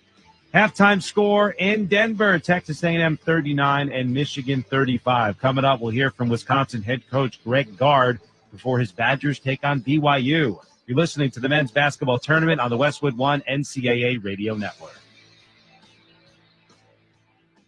Did you know your skin is the largest organ of your body? Huh? That's why you should shower with Old Spice Super Hydration Body Wash instead of plain old bar soap. Love your skin by super hydrating it with vitamin B3 and glorious notes of vanilla and shea. Did you know that my super hydrated skin is the second largest organ of my body? The first is my heart. Old Spice. Men have skin too. Old Spice Super Hydration Body Wash. 24/7 renewing moisture. With daily use. Spring forward with real unlimited data from Straight Talk this tax season and get a free Samsung Galaxy A16 5G or Moto G Power 5G 2024 with select plans. So you can stream games during Mad March hours, check the weather for April showers, and watch gardening videos about May flowers. Straight Talk, real unlimited data. Available at Walmart and straighttalk.com. Offer valid through 4/15/25. Taxes and fees apply. Requires purchase of single line gold unlimited plan or higher. For network management practices, visit straighttalk.com. And that is why many of the greatest feats of fandom require you to be on your feet. Any questions? Professor, NCAA men's basketball is back. Are we ready? You prepared to show up, show out, give it 110 from tip to the final buzzer? Oh, you're ready. March Madness. Attendance is encouraged. Passion is mandatory. Buy your seats today at ncaa.com/MVB tickets. O'Reilly. Check engine light on? Take the guesswork out of your check engine light with O'Reilly Veriscan. It's free and provides a report with solutions based on over 650 million vehicle scans verified by ASE certified master technicians. And if you need help, we can recommend a shop for you. Ask for O'Reilly Veriscan today. O'Reilly Auto Parts. When the grass starts growing, it's time to get mowing with Steel. Whether you're shaping up a small yard or tackling serious acreage, Steel mowers are built to get the job done. Shop in-store or online for 0% financing and instant rebates on select Steel mowers. Steel, let's go mow. Available for limited time only at participating dealers while supplies last. Welcome back to the Straight Talk Wireless Studios here in Los Angeles. I'm Brad Heller. Need more data so you can stream your jam mix on loop? Switch to Straight Talk and get real unlimited data on a reliable 5G network. Straight Talk available at Walmart or straighttalk.com. Michigan trails Texas A&M 39-35. Halftime in Denver. Game number 2 at Ball Arena will be the 3-6 matchup in the East. Wisconsin and BYU. The Cougars accomplished something no team was able to do against VCU this season, score 80 points, which they did in round 1 on Thursday. Now they'll try and get back to the Sweet 16 for the first time since the days of Jimmer Fredette in 2011. As for Wisconsin, another impressive offensive performance against Montana Thursday, 55% shooting. The Badgers now 27 wins, their most in 7 years, 2017, which was the last time they made the Sweet 16 in Greg Gard's first full season as head coach. And here is Coach Gard with our Kevin Kugler. Coach, let me go back to Thursday first, because it's the nature of this tournament. We tend to gloss over those victories, and those are big deals to celebrate wins in this tournament. I know you're not celebrating it anymore because you're focusing on today's game, but on Thursday you took apart a pretty good Montana team. What did you like most about that win? I thought just we were really consistent throughout the game. You know, I thought once we sparred, it was kind of like two boxers that don't quite know each other. And for the first 10, 15 minutes, we were kind of sparring back and forth. And then credit to Montana in the second half. Every time we get up 11 or 10 or 12, they'd hit a three to bring it back. We could never quite until the last maybe 10 minutes really crack it open and get them arms length away and create enough separation. But you're right, it is a really good team. They had a terrific year, and I think we were just really solid and played with good pace. I thought we were good offensively. We did what we needed to do defensively, and like I said, just stayed the course where we were able to pull away that last 10 minutes. One of the things I've enjoyed watching your team all year is that it seems like every night, yeah, you have John Tanji who makes a big player. You have Stephen Crowell who makes a big player, Blackwell who does something big. But somebody else steps up and has big moments in games for the Badgers this year. And I thought Carter Gilmore had some really big moments for you on Thursday night. What has it meant to you to watch his evolution into this fifth year? Well, he's come, as I've always said, the long, hard way, the old-fashioned way. He came as a walk-on originally. He's been on and off scholarship throughout his career. And he's had to work for what he's gotten. And that, as a coach, that's what you love to see, that somebody really gets rewarded for the fruits of their labor, so to speak. And, I'm really happy for Carter. He's had to overcome a lot. He's gotten a lot of public criticism from people that watch us, and happy for him to have such an awesome senior year. And he's played well all year. He's been big for us throughout the whole year. With Wisconsin head coach Greg Gard ahead of the matchup today with the BYU Cougars. So now you turn the page and you focus on as hot a team as there is in college basketball in BYU. They've won 10 of their last 11 games. They can really fill it up. What stands out as you watch this Cougar team getting ready for today? Well, a lot like what I said with Montana when you asked me that question a few days ago, the experience. A lot of those guys have been on 2-year missions, and, you're just going to have older, experienced guys. And obviously through the portal, the guys have been able to acquire Keita from Utah, older guy, and obviously they shoot it well. They really utilize analytically a lot like us, in terms of how much they emphasize the three and how they play with pace and transition. So, yeah, it's two really, really good offensive teams, and we're going to have our hands full, obviously, with Demon at the point and, the other guards with Cannell and Saunders and everybody else that they throw on the floor. That's Wisconsin head coach Greg Gard. Coach, good luck against the Cougars. All right. Thank you, Kevin. Halftime in Denver, Texas A&M leads Michigan 39-35. We'll take a break. We're going to rejoin Kevin and Austin Crozier at Ball Arena after this. From the Westwood One NCAA Radio Network, this is the men's basketball tournament. When the forgotten poor are suffering and in need of healing, they wait for a ship unlike any other. Mercy Ships, the largest floating civilian hospital in the world, with volunteer medical staff and crew who donate their time to save lives. Heroes of mercy, like these. Every human being has the right to be treated as human, to have a place at the table of the human race. If you could just see the look in that patient's eyes or the smiles that you get when lives have been changed, then it would make it all worth it. We bring hope and healing to one person, but that person belongs to a family, and that family belongs to a community. Together, these heroes of mercy and friends like you bring hope and healing to those who desperately need it. Thank you! Thank you! To learn more about Heroes of Mercy, go to mercyships.org today. After my father was on a ventilator for 20 days due to COVID, he had so many medications. It really was daunting. According to the National Institutes of Health, 30% of hospital admissions in older adults are drug-related, like taking meds at the wrong time. Hero simplifies medication management. I'm so thankful that something like this exists. It holds up to 10 different medications. It's all on an app, and you can share that app with a caregiver. So I can make sure that he got his meds. Is he missing a dose of his meds? Hero Health's smart pill dispenser alerts and delivers pills with the push of a button. It is really so easy to use and a literal lifesaver. Try Hero Health risk-free for 30 days. Get free contactless delivery. Call 800-420-7550. 800-420-7550. That's 800-420-7550. Hero. Medication managed.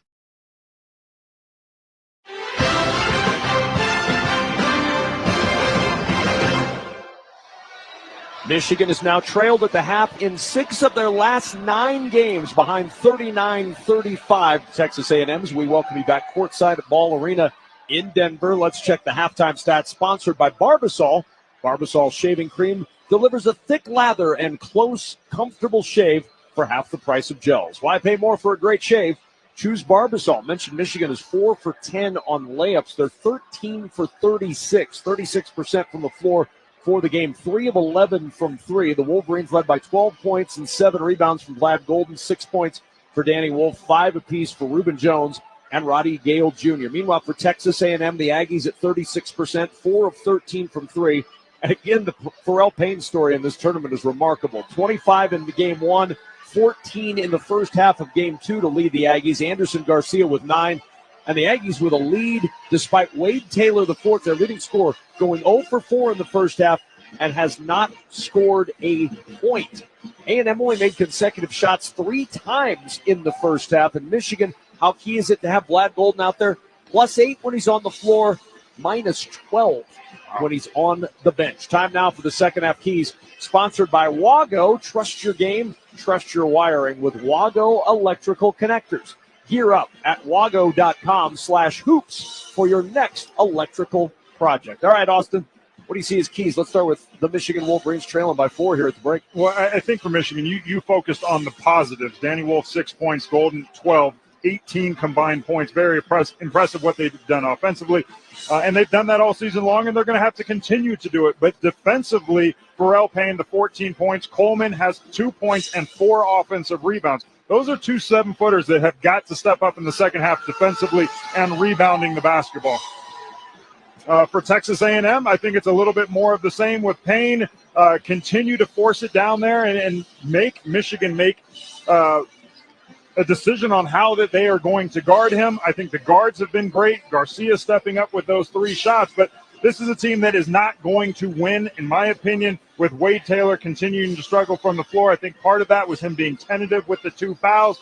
He has to come out a little bit more aggressive in the second half. Our halftime score, Texas A&M 39, Michigan 35. When we return, we'll have the start of the second half. You're listening to the men's basketball tournament on the Westwood One NCAA Radio Network. Our daughter Jessie loves playing detective. A clue. But since we discovered she has sensitive skin, we've been playing detective too. We thought the problem was our puppy. But it was actually our old detergent. Aha. So we switched to Tide Free and Gentle. Tide Free and Gentle provides an excellent Tide clean, and it doesn't leave behind irritating residues like dyes or perfumes, so it's gentle on your skin. Case closed. If it's got to be clean, it's got to be Tide Free and Gentle. Confidence is knowing you're ready to handle whatever comes your way. That's what it feels like to take on your workday with Cintas. They make sure your AEDs are up to date, your fire extinguishers are tested and inspected, your floor mats are cleaned and delivered, and your workwear looks good, feels good, and is freshly laundered with the Cintas Apparel Plus program. So are you ready to take on today? Visit Cintas.com and get ready for the workday. Ball above all. Am I right, y'all? Any questions? Professor, NCAA Division I women's basketball is back. Are we ready? You prepared to get loud? Rep your squad? Get your players hyped up to go all the way to the ship? Oh, you're ready. March Madness. Attendance is encouraged. Passion is mandatory. Buy your seats today at ncaa.com/WBB tickets. When the grass starts growing, it's time to get mowing with Steel. Whether you're shaping up a small yard or tackling serious acreage, Steel mowers are built to get the job done. Shop in-store or online for 0% financing and instant rebates on select Steel mowers. Steel, let's go mow. Available for limited time only at participating dealers while supplies last. Westwood One presents Great Moments in Tournament History. March 2008, the NCAA tournament has often been the launching pad in the careers for many basketball stars. No player exemplifies that more than Stephen Curry, who destroyed many March Madness brackets when he helped lead his Davidson team to an unlikely run to the Elite Eight. Although Steph averaged over 25 points a game and was the Big South Player of the Year, few outside of the conference knew how talented he was. That all changed when he scored 40 points in a first-round win against Gonzaga. He then dropped 30 in a stunning upset of second-seeded Georgetown, and Wisconsin was the next victim in the Sweet 16. Stapoulis Goslin on the left wing. 9 to go on the shot clock. Davidson. Here's Curry. Gets a screen from Rossiter. Back step and the jumper for 3 over Landry. Oh my goodness. Stephen Curry from way downtown, and Davidson leads by 15. Curry finished with 33 points, including 6 3-pointers, and Davidson advanced to the Elite Eight with a dominating 73-56 victory. Their magical run would end in their next game with a 2-point loss to eventual national champion Kansas, but Steph's 2008 performance definitely gave us another great moment in tournament history. I'm Ryan Radke.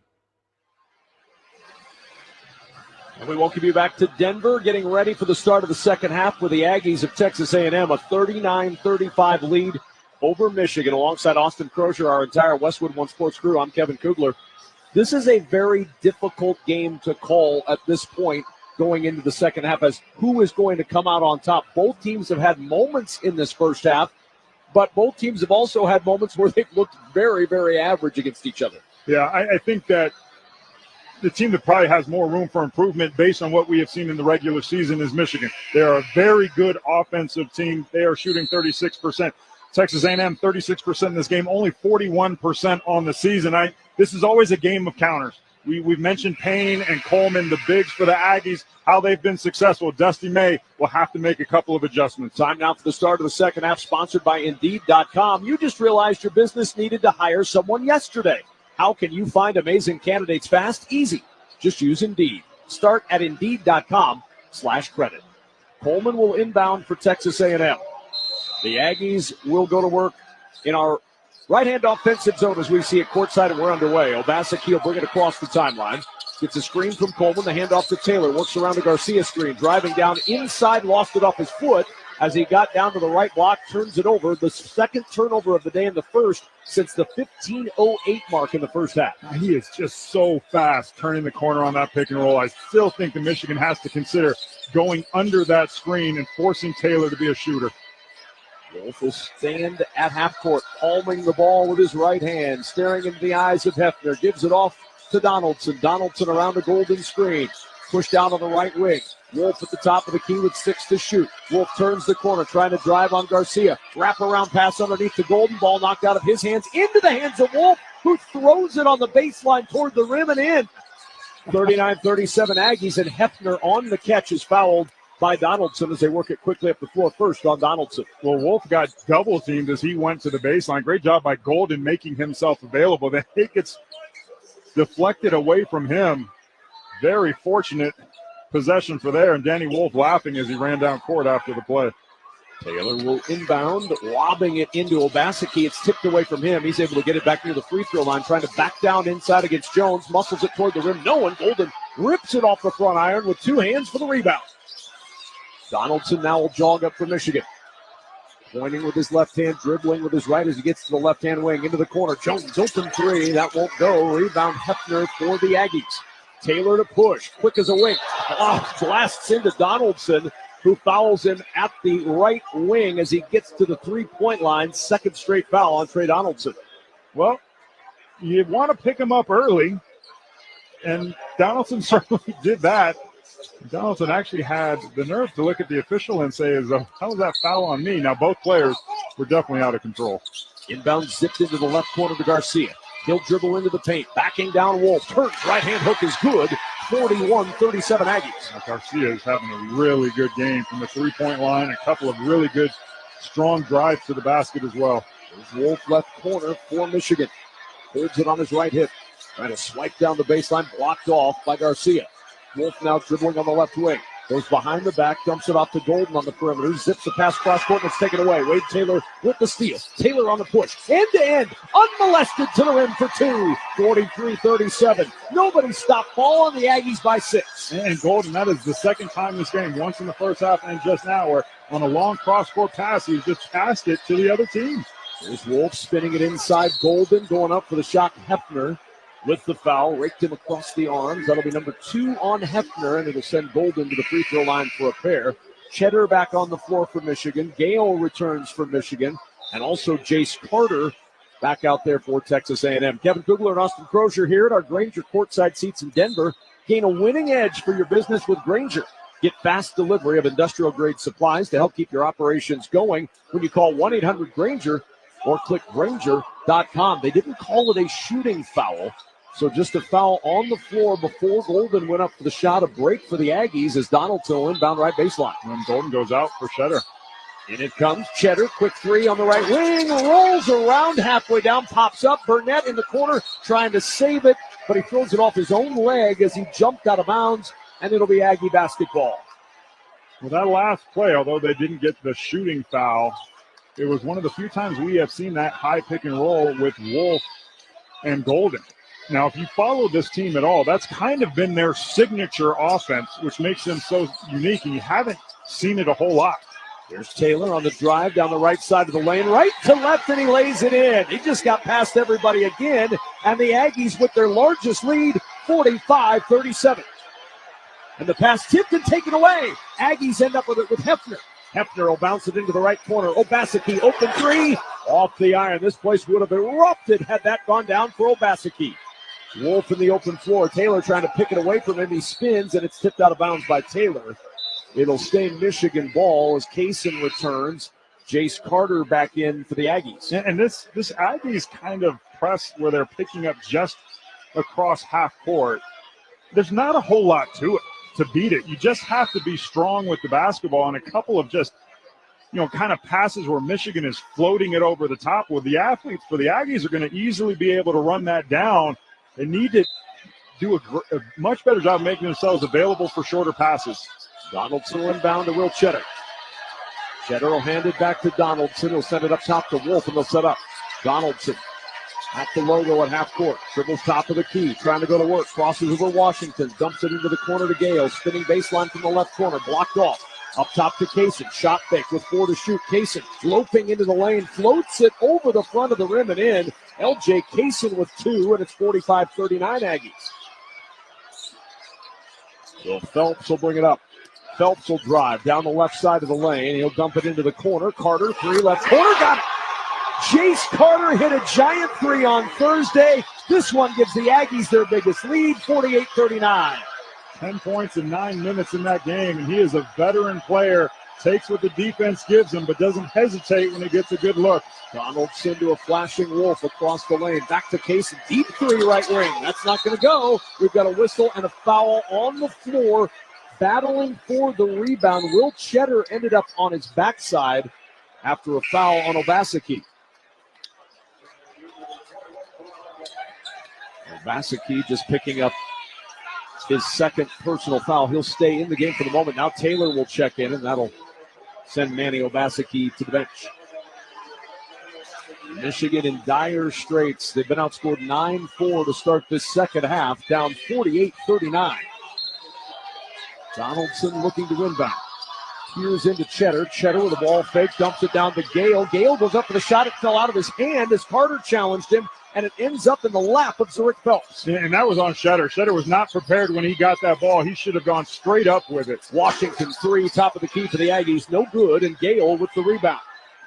Gale will bring it up the right sideline. Gale driving into the paint all the way to the rim, off the window. No, but the tip there by Danny Wolf.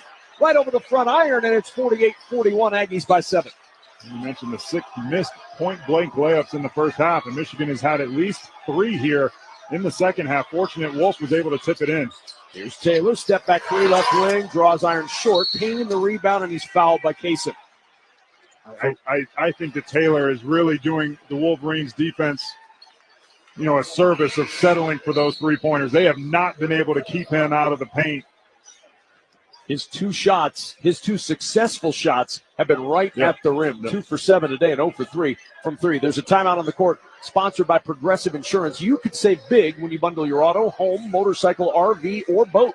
Visit Progressive.com. 48-41 Texas, A&M by 7, 15:49 to go. From the Westwood One NCAA Radio Network, this is the men's basketball tournament.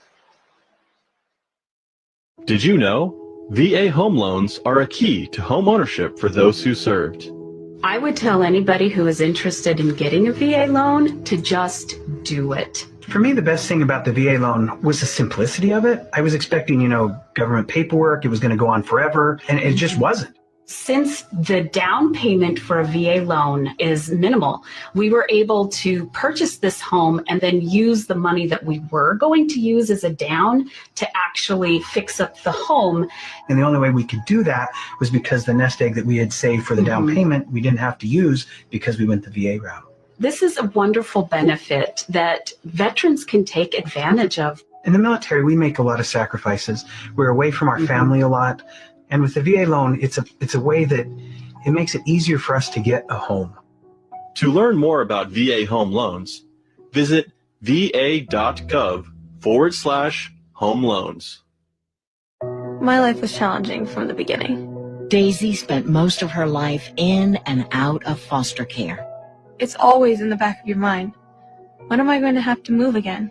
Daisy finally has the safe, permanent home she deserves, thanks to the work of the Dave Thomas Foundation for Adoption, which is committed to finding forever families for the longest waiting children in foster care. Learn more at davethomasfoundation.org. At Movember, we're best known for the mustache. Well, here's the thing. Men's health deserves support year-round, which is why we're more than a month, more than mustaches. All year round, we're doing more. We're delivering more research, more treatments, doing more to help men live happier, healthier, longer lives. But we need your support, because the more we can do, the more fathers, brothers, partners, sons we can protect. Movember, more than a month. Learn more at Movember.com. Furnished by Movember. Witness history in the making. The U.S. women's national team faces off against Brazil in the first ever professional women's sporting event at SoFi Stadium in Los Angeles on Saturday, April 5th. To secure your seats, visit ussoccer.com/tickets. 15:49 to go in this one. Texas A&M with a 48-41 lead over Michigan, and a foul on Kaysen before the timeout means the Aggies inbound right baseline. Wade Taylor will go over and send this one in. Taylor lobbing it up top to Washington. Washington sends to Wilcher off the screen for three, and he's got it. C.J. Wilcher for three. And Texas A&M with a double-digit lead at 10. All of a sudden, the Aggies, 6 3-pointers in this game, falling from everywhere. Kaysen penetrates into the lane, dumps it down to Golden, who goes up for a two-hand stuff. That shot caroms off, but a foul inside, sending him to the line. It'll be on Solomon Washington. That's his third. It's just there's not a whole lot of defensive presence from Michigan. You know, if anything in a competitive, kind of physical manner, it has gone the way of Texas A&M. Going up the free throw line, first one good. Robinhood Gold gets you a 3% boost on annual IRA contributions. The new gold standard is here. Sign up at robinhood.com/gold. You mentioned A&M, 6 of 18 from the three-point line. That's not a great percentage, but keep in mind this is a team that only averages 7 made threes a game on the season. To have 6 with 15 minutes to go, just very good spacing. Guys stepping in with confidence as Golden knocks down the second free throw. Michigan now has gone cold from three. They started 0 for 5, then went on a little flurry where they hit 3 of 4. Now 0 for their last 5 from 3. 51-43 after the 2 made free throws. Little pressure picked up full court by Michigan. Taylor will bring it across to Wilcher. Open 3 on the left wing. That won't go. Rebound. Phelps saves it to Payne inside. Two-handed layup is good for Payne. And the ball almost taken away by Taylor. Donaldson saves it. It bats around. Hot potato. Golden to Gale in the paint. Shot put 2 is good for Gale. Michigan's going to look to pick up full court a little bit. That definitely sped up the Aggies and forced a bad shot. But with Wade Taylor at the point guard, he is not going to be fazed by the pressure. Here's Garcia. Back over it goes to Zurich Phelps. Phelps working against Kaysen. Drives to the free throw line. Step back jumper from there. Pinball's out. Offensive rebound Garcia. Second chance. Here's Taylor. Turns the corner. Going left baseline. Gets it up before Golden could jump. And he lays it in. 55-45 Aggies. Michigan's just a step slow. They're a step slow to come across and get the defensive rebound. They're a step slow coming from the weak side to help out on Taylor. And if they don't change it, this lead is going to continue to grow for the Aggies. Here's Donaldson, tries to penetrate, nothing there. Kaysen on the drive inside. That won't go as we welcome those of you just joining us across our network. LJ Kaysen driving inside for Michigan, and he draws the foul.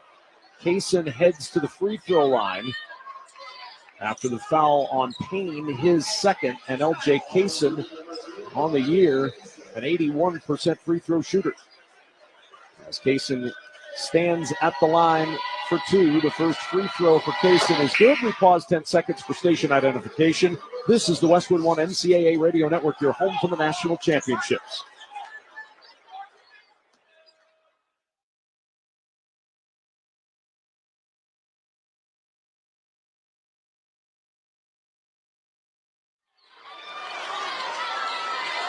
Those free throws good for Kaysen. 55-47. Texas A&M leading with 14-12 to go. Aggies will bring the basketball up with Phelps running the show. Taylor guarded by Jones, who passes him off now to Gale. Phelps driving on Wolf, backs it up now to Garcia. Garcia top of the key, tries to enter it inside, and we've got a whistle and a foul call. Vlad Golden with a push to get Payne clear, and that's the third on Golden. And I think Phelps and Golden were really fighting for post position down low. Yeah, I mean, that's just a bad foul. I mean, I think Golden got beat to the spot a little bit and was trying to dislodge Phelps, get the big guy a little further away from the basket. That was an obvious call for the officials. Taylor will drop it into Payne, left corner. Payne will drive baseline on. Golden attacking the big man with 3 fouls, and he puts up the little hook, and it drops in. Pharrell Payne has been a revelation. He's got 18. In the corner, quick three on the other end is good for Roddy Gale. Big bucket for Michigan. They're within 7, 57-50. Now pressure up the floor. Phelps brings it up. He's got Gale on his hip. Drives down the middle of the lane and is blocked off by Wolf. He'll back it out, reset. Phelps trying to find room to drive on Reuben Jones. Skips it over now to Garcia. Swing around to Taylor, left wing. Taylor with Wolf out defending. He likes this matchup. Taylor will put it on the deck. Drives past Wolf. Jump stop. Goes left to right. Layup won't go. Garcia gets the rebound. Drives to Payne. Count it. And the foul. Pharrell Payne again. He's got 20 and a chance for one more at the line. Well, Michigan down 9 points with 13 minutes to go is nothing. This is a Michigan team that can score points in buckets. However, if they can't get stops with rebounds, if they can't stop Payne down low, it doesn't matter. And this team is scoring absolutely at will. Taylor has uncontested layups, uncontested trips to get both feet in the paint, collapse the defense. And then when they do miss, they're getting the second chance. Now 15 second chance points for A&M. And the free throw is good for Payne, and a 60-50 lead after the second foul on Jones. Gale will leave. So it's Cheddar, Golden, Wolf, Jones, and Kaysen on the floor.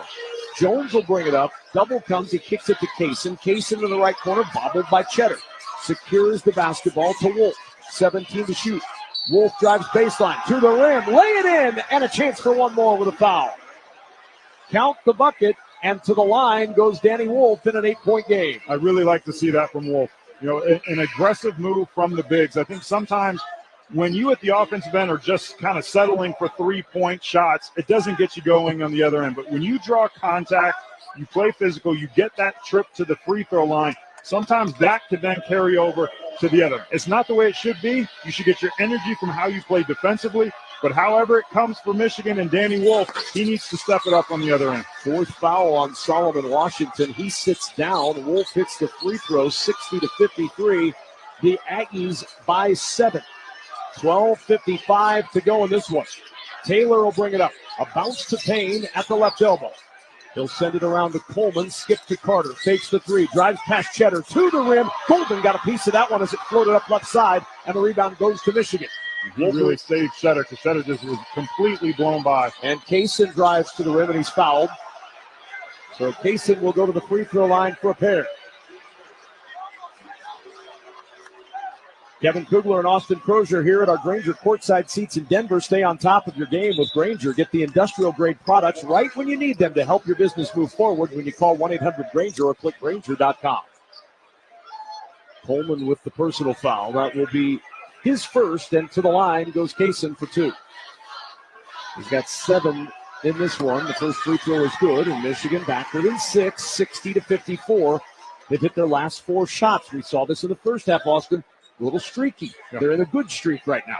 But that's who they've been all year. Yep. You know, they have always been a team that has missed 3 threes in a row. They make 3 of their next 5. But typically, they've been more physical defensively. You know, they do a good job limiting opponents' field goal percentages as the three-point play is.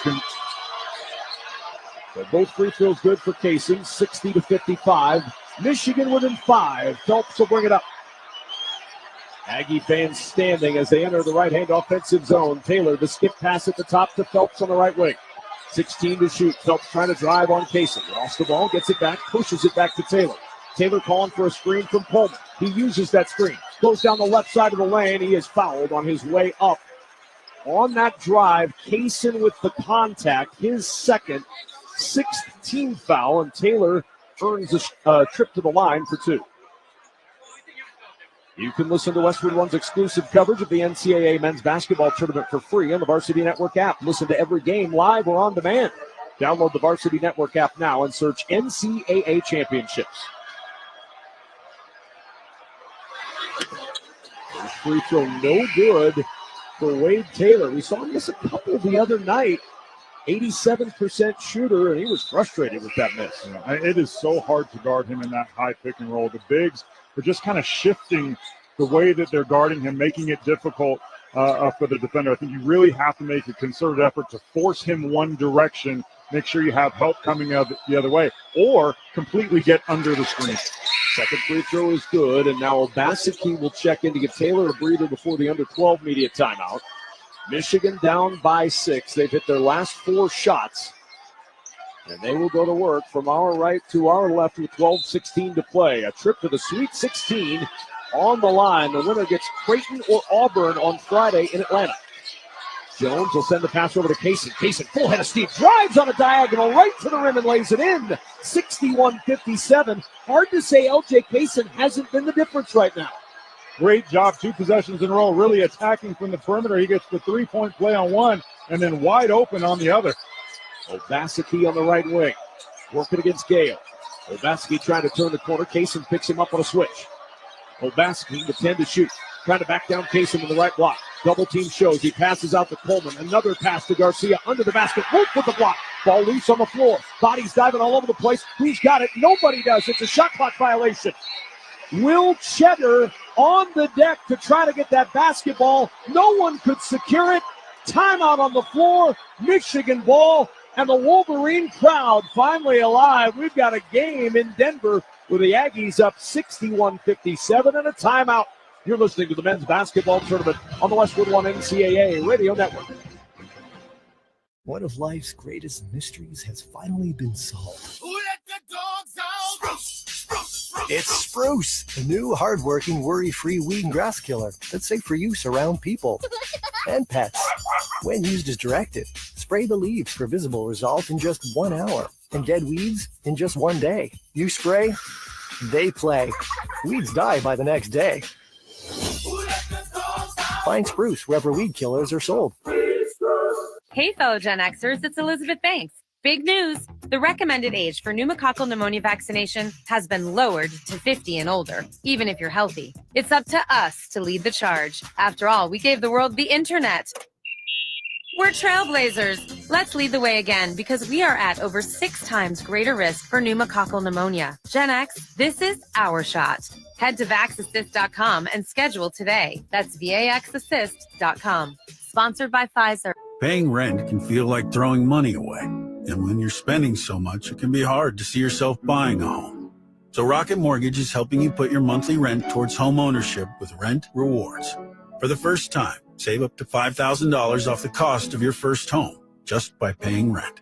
Only at Rocket Mortgage. Call 800-4ROCKET or visit rocket.com to find out more. Rocket Mortgage, LLC. Licensed in all 50 states. NMLSConsumerAccess.org, number 3030. Hi, it's me, your USPS Ground Advantage shipment. Just left the warehouse. I know. Just got the notification. Made it. Yes, I know. I get all the updates. Stay in the know with USPS Ground Advantage service. Visit USPS.com/in-the-know. So, your small business is outgrowing your garage. You could go online, find a space, and get catfished. Or you could work with an agent who's a realtor, here to guide and help protect you from the surprises you didn't see coming. Realtors are members of the National Association of Realtors. Right by you. It's time for the Kohl's fact of the game. Danny Wolf and Vlad Golden, each with 13 points or more in this game already. They are the first Division I duo of 7-footers to each average over 13 points per game since all the way back in 1989-90 when Shaquille O'Neal and Stanley Roberts did it for the LSU Tigers. That's the fact of the game, sponsored by Kohl's. Make this spring a stylish one with on-trend looks for every occasion when you shop at Kohl's and Kohl's.com. Little difference, Austin, between how Shaq and Stanley Roberts did it versus Danny Wolf and Vlad Golden. I'm going to go out on a limb and say there's a few more three-pointer shot by Golden and Wolf. But, God, I would not have wanted to play against that duo. Shaq. Imagine? Oh, my goodness. Some earth movers there. Kaysen will bring it up the floor for Michigan from right to left. Kaysen on the drive, trying to lob it to Gale, and it was deflected by Obaseki and taken away. Here's Phelps on the drive. He lost it. Pocket pick by Reuben Jones. Quick push ahead to Kaysen. Kaysen will drive to the rim. Off the window, no, but a foul is called. Kaysen on the drive. Was he in the act of shooting when Jace Carter fouled him? He was, and it's 2 shots coming for L.J. Kaysen, whose speed and driving ability in this game have really turned things for Michigan. I mean, the last 4 times down the floor, it has been Kaysen attacking. They scored the first 2 times, and then really good defense by the Aggies to deflect that lob pass out of the timeout. I thought that was excellent execution by Kaysen. That's the type of turnover, if you're Dusty May, that you will live with. But I thought Jace Carter defensively, he didn't need to foul there. He was kind of gambling for a steal. They had a post defender, and now he's coming out of the game. Just really a bad foul. So it's not 2 shots. They didn't call it a shooting foul, but it is the 7th team foul, so it's a 1-and-1 for Kaysen. He's going to the line, but now just 1 guaranteed. Front end of the 1-and-1. Pinball's out, no good, and Phelps the rebound for the Aggies. So here comes Taylor. Up the floor, light top, light bottom, bright green shoes. He'll bring it across to the left-hand wing, and he drives on a lob underneath. He finds Payne for the 2-hand hammer. And Payne continues to make it hurt for Michigan. 63-57. He's got 23. Jones, middle of the floor for the Wolverines to Kaysen. Down by 6. Kaysen around the screen, picked up by Payne on the switch. Goes to Cheddar in the corner for 3. That won't go. Golden offensive rebound. Back to Cheddar, and he is fouled shooting 3. Veteran move by Will Cheddar, who saw Garcia flying at him, Austin, and he just leaned into the contact. He'll get 3 free throws. Now, really smart move by Cheddar. And again, Michigan, they're doing more than enough on the offensive end over the last couple of minutes here, but it's defensively in that pick and roll with Taylor. They have got to find a way to not allow him to collapse the defense. 3 free throws for Will Cheddar, and the first is no good. Later on, we'll select the smart coaching move of the day, sponsored by O'Reilly Auto Parts. Think O'Reilly Auto Parts for all your car care needs. Get the parts and service you need fast from the professional parts people at O'Reilly Auto Parts. Second free throw good. Cheddar, an 87% shooter this year. 1 more to go for Will Cheddar.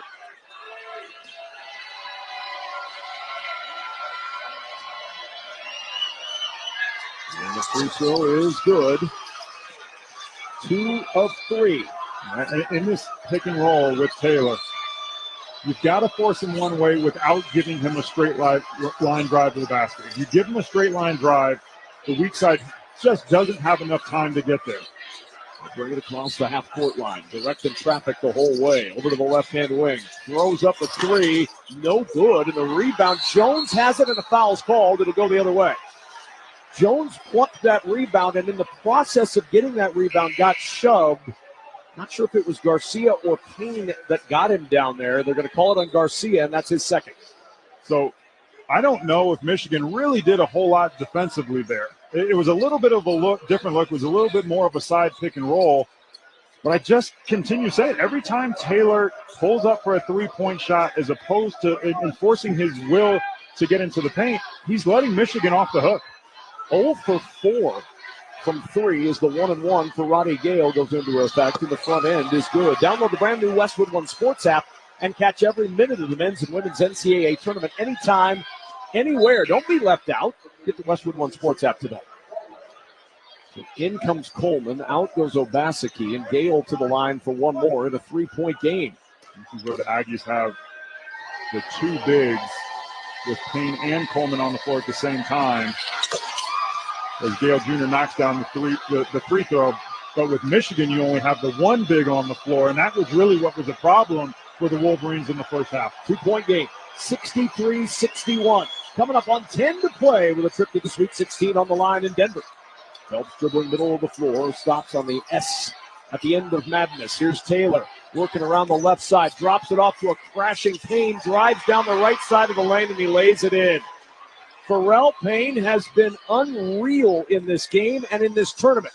Second straight 25-point game for Pharrell Payne. And that's off the bench, and he averages right at 10 points per game on the season. 11 in the second half, 4-point lead for the Aggies.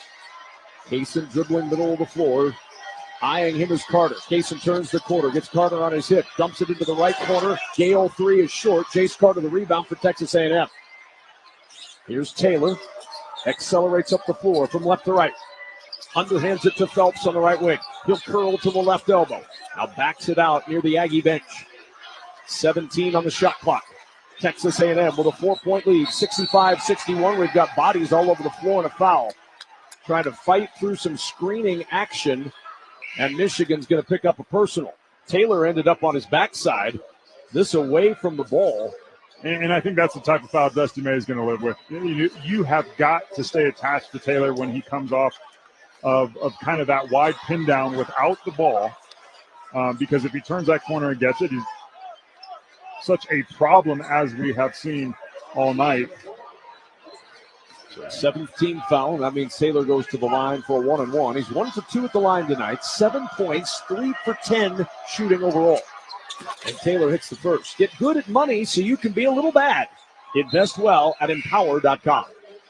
And Trey Donaldson back on the floor. We've not seen a whole lot of Trey Donaldson. Just 4 points in 17 minutes. I think maybe a byproduct. Kaysen playing at the level he has. We've mentioned Payne a couple of times. Game 1, 10 of 12 from the floor. Game 2, also 10 of 12. How about that? 20 of 24 in 2 NCAA tournament games. Taylor hits them both. 67-61. Aggies by 6. Still plenty of time. 9-10 to play. Donaldson now will walk it up for Michigan. Wolf pops out to get it. Wolf at the top of the key around the Golden screen. Wolf wanted to get it down to Golden, but Taylor got out there and kind of dug down on that basketball. Here's Golden extended right baseline. Throws up a wild shot. Misses badly. Rebound punched out by Gale to Jones. Second chance. Gale, right corner, towing the line for a 3, and he hits it. Gale punched it out and bought himself a 3. 67-64, Michigan within 3. Great awareness by Gale, and I think Golden had to shoot that awkward shot because of the shot clock. Michigan getting 3 points out of really nothing. Here's Taylor on the lob. Payne with a catch, but Golden may have deflected that one away. Ball loose, and Donaldson's got it. Yeah, I think that Michigan kind of smelled out the fact that they were going for that lob play. Great adjustment defensively on the pick and roll. Michigan 6 of their last 9 from the floor. Gale on the drive, past Coleman to the rim, and the layup makes it a 1-point game. 67-66. Aggies by 1. 8 to play in Denver. Taylor will walk it up. 12 second half points for Gale. Quick 3 for Taylor is good. 3 feet behind the arc. He rains down a 3. Quiets the Michigan crowd. Timeout. Buzz Williams at Texas A&M. Some tempers flare after that. Taylor with a little showboating. That got Gale Michigan, Jr. That got Gale Jr. and Reuben Jones both mad. Dusty May all the way out to half court to usher his team back to the bench and have a few words with referee Earl Walton. Well, Gale Jr., when he hit his 3, he was right in the face of Texas A&M, and it was just reciprocated. It was both teams going back and forth. Timeout on the floor with the score, Aggies 70, Michigan 66. You're listening to the men's basketball tournament on the Westwood One NCAA Radio Network. O'Reilly. Check engine light on? Take the guesswork out of your check engine light with O'Reilly Veriscan. It's free and provides a report with solutions based on over 650 million vehicle scans verified by ASE certified master technicians. And if you need help, we can recommend a shop for you. Ask for O'Reilly Veriscan today. O'Reilly Auto Parts. Lowe's knows what makes SpringFest savings even better are member-only doorbuster deals. Right now, rewards members can save $40 on an Allen & Roth Chesler Gold faucet. Was $99, now $59. Plus, save $110 on a Cobalt 40-volt battery trimmer and blower combo kit. Was $279, now $169. Lowe's, we help, you save. Valid through 3/24 while supplies last. Program subject to terms and conditions. Details at Lowe's.com/terms. Subject to change. Oh no, stomach issues again? Stomach issues? Who are you? Your pancreas. I could be the real reason for your diarrhea, gas, bloating, stomach pain, or loose oily stools. I thought it was my stomach. People often do, but any of these symptoms could mean having a condition called exocrine pancreatic insufficiency, or EPI. With EPI, the pancreas doesn't release enough enzymes to break down food, but EPI is manageable. Use the symptom checker on identifyepi.com and speak with your doctor. That's identifyepi.com. Sponsored by AbbVie. Progressive understands that bond between you and your boat. But imagine if something happened to it. Without the boat, you're just Tina with too much boat knowledge. Sure, it's helpful on the water, but with no boat, you're someone who talks way too much about knots, and no one cares what a jib is anyway. Boat Tina could get away with it because she has a boat. So make sure your boat is insured. Get Progressive, America's #1 boat insurer, and then go back to being you, Tina, who owns a boat. Progressive Casualty Insurance Company and affiliates. #1 rating based on boat market share data from ratefilings.com. Be a VIP at the men's Final Four in San Antonio with the NCAA Experience official ticketed hospitality packages. Official NCAA hospitality includes live entertainment, upscale food stations and beverages, appearances by NCAA legends, and much more. To be a VIP at the men's Final Four in San Antonio, visit ncaa.com/VIP. First half, both teams shot 36% from the floor. A little better shooting the second half. Michigan 56%, Texas A&M 52%. Wolverines will bring it up. Down 4, 70-66. Gale at the top of the key. Going to work for Michigan. Picks up his dribble, dish into the left corner. Back out to Donaldson on the wing with 13 to shoot. Donaldson around the Wolf screen. Skips it wing to Gale. Gale on the right-hand wing. 7 on the shot clock. Gale going to work. Step back 3 over Payne. Well short. Air ball bounces into the hands of Pullman for Texas A&M. I think for Gale Jr., with the bigger defender, he had to put a little more arc on the ball. Ended up coming up short. On the bench, Taylor for the moment. Phelps will bring it over to the left-hand wing. Working against Jones. Phelps driving into the paint. Wraps it around underneath to Coleman, who falls out of bounds. Lost the ball off his foot. As he went up to get it, he was trying to walk the tightrope, and he could not.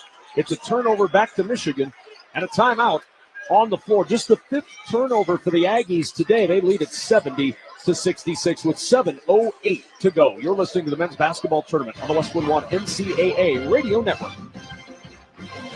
Hey, not to be dramatic, but you should smell this. It smells so good. Whoa, that's quite the reaction to mixing and matching Gain scents. Let's hear another from Ashley, who mixed Gain products and went, I'm so excited. yes, you are. What about you, Isaiah? That's what I'm talking about. Yeah. Yeah, and Emily summed it up like so. It is just chef's kiss. Couldn't have said it better myself. Mix, match, more happy with Gain. Ball above all. Am I right, y'all? Any questions? Professor, NCAA Division I women's basketball is back. Are we ready? Be prepared to get loud, rep your squad, get your players hyped up to go all the way to the ship. Oh, you're ready. March Madness. Attendance is encouraged. Passion is mandatory. Buy your seats today at ncaa.com/WBB tickets. Workdays can be unpredictable, but your workwear shouldn't be. With the Cintas Apparel Plus program, you'll have freshly laundered garments for everyone on your team delivered every week. Cintas has workwear for just about any job imaginable, with high-performance fabrics and an uncompromising fit that stretches and moves with you. Don't leave looking and feeling good to chance. Visit Cintas.com. Oh, I'm ready. Get ready for the workday.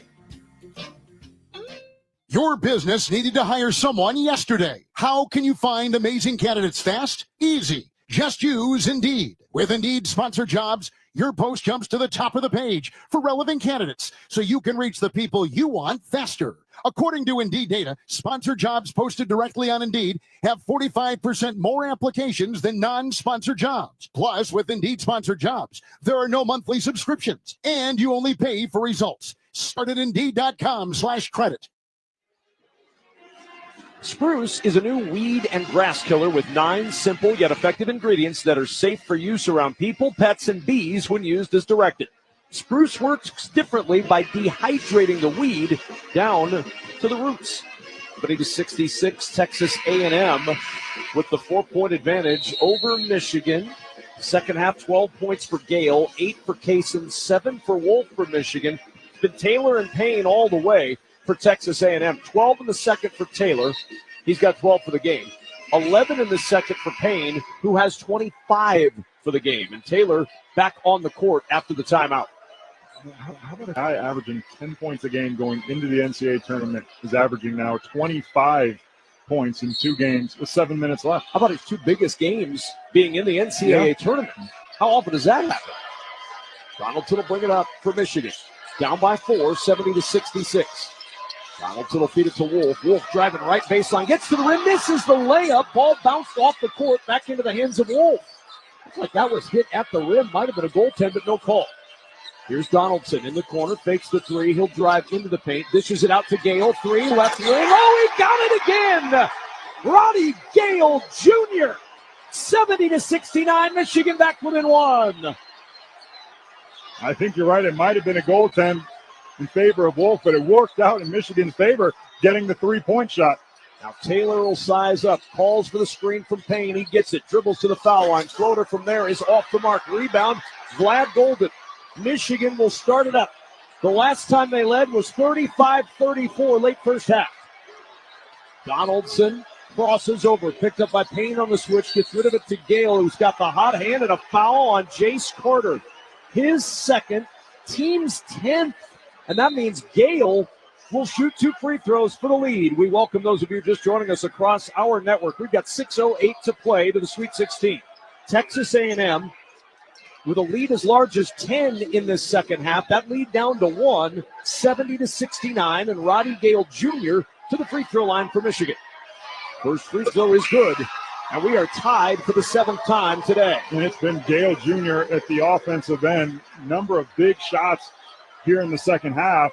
But at the other end, the last 2 times down the floor, Michigan has done a much better job defensively in that high pick and roll, not allowing Taylor to finish at the rim. The last time was about an 8-foot push shot, not nearly his same strength. Gale hits the free throw. He scored the last 12 points, and Michigan leads for the first time since 35-34. What a time for Roddy Gale Jr.'s best game in a Michigan uniform.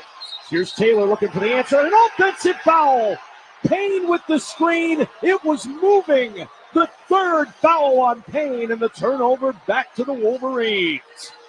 And no argument from Buzz Williams. And you're right, it was moving slightly. But Gale Jr., the guard coming off of that, did a great job of selling it. I think if he had continued to try and fight through that, he might not have gotten the call. Wolf will inbound to Donaldson. Donaldson back it goes to Wolf. Under 6 minutes to play. Lob inside, Golden with the catch. Goes right to left and lays it in. Michigan by 3. 73-70. 5:45 to go in Denver.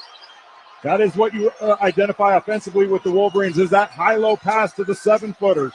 Carter's looking around the screen. He'll drive inside. Golden blocks him off. Now he'll re-enter. Tries to take it at Golden, and he draws the foul on the big man. Boy, Jace Carter at 6'6", and Golden stepped into him and came down. Didn't hold verticality, Austin, and that's his 4th. And that's something that Golden does as good as anyone in college basketball. He is active with his feet, getting across to help, and then he jumps vertically, and that's exactly what he did. But you're right, he came down with both arms. To the line goes Jace Carter. First attempt of the day, and that's no good. Let's check the attendance, sponsored by Uber Eats.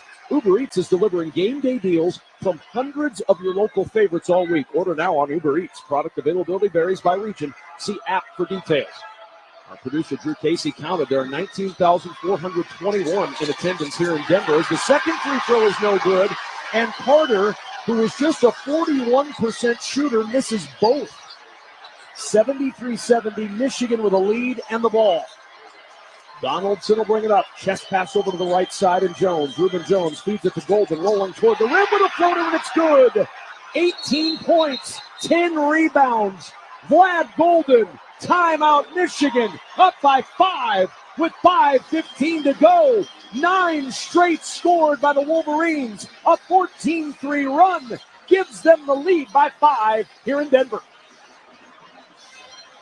What a move by Golden. Defensively, one end, he gets the stop and the rebound. The other end slips the pick and roll. A&M a little late coming across. I wouldn't have been surprised if that had been a blocking foul. Golden just continues. He's done it. He did in the Final Four 3 years ago. He's doing it here. What a great play by him. Robinhood Gold gets you a 3% boost on annual IRA contributions. The new gold standard is here. Sign up at Robinhood.com/gold. It's the 17th career double-double. You think that number would be higher for Vlad Golden? Yeah. He's played a lot of basketball, but in those 17 games, previous 16 rather, his teams are 14-2. Yeah. And the thing that I love about him is he doesn't force it. You know, they don't run a lot of offense through him necessarily. It's, hey, let's put him in the pick and roll, see how the defense plays it. If he makes himself available, we'll find a way to get it to him. And he's so good finishing right at the rim. Michigan is plus 17 when Golden's on the court. Minus 12 off, and he's on the bench right now. Feels like Wade Taylor time as he'll walk it up for Texas A&M down 5. Taylor across the timeline to the right-hand side. He goes to Garcia on the wing. It'll go a chest pass back to Taylor standing on the logo. Taylor calling for a screen from Payne. He gets it. Taylor into the paint. Drives that ball up and drives some contact his way and picks up the foul. Shot no good. The Wade Taylor IV taking control and going to the free throw line for Texas A&M. It's hard for me to think why you wouldn't just run that play over and over and over. High pick and roll. Michigan really doesn't have enough time in the way that the bigs are setting it to go under the screen as he knocks down the first free throw. They haven't stopped it all game, and I would continue going to it if I'm Buzz Williams. I mean, the quickness of Taylor, his speed with the ball in his hands, nobody's been able to keep up with it. You almost need to jump it, trap it, not allow him to turn that corner, but he's so fast. Hard to do. It's both free throws. Golden back on the floor now for Michigan. 4:59 to go. 3-point Michigan lead.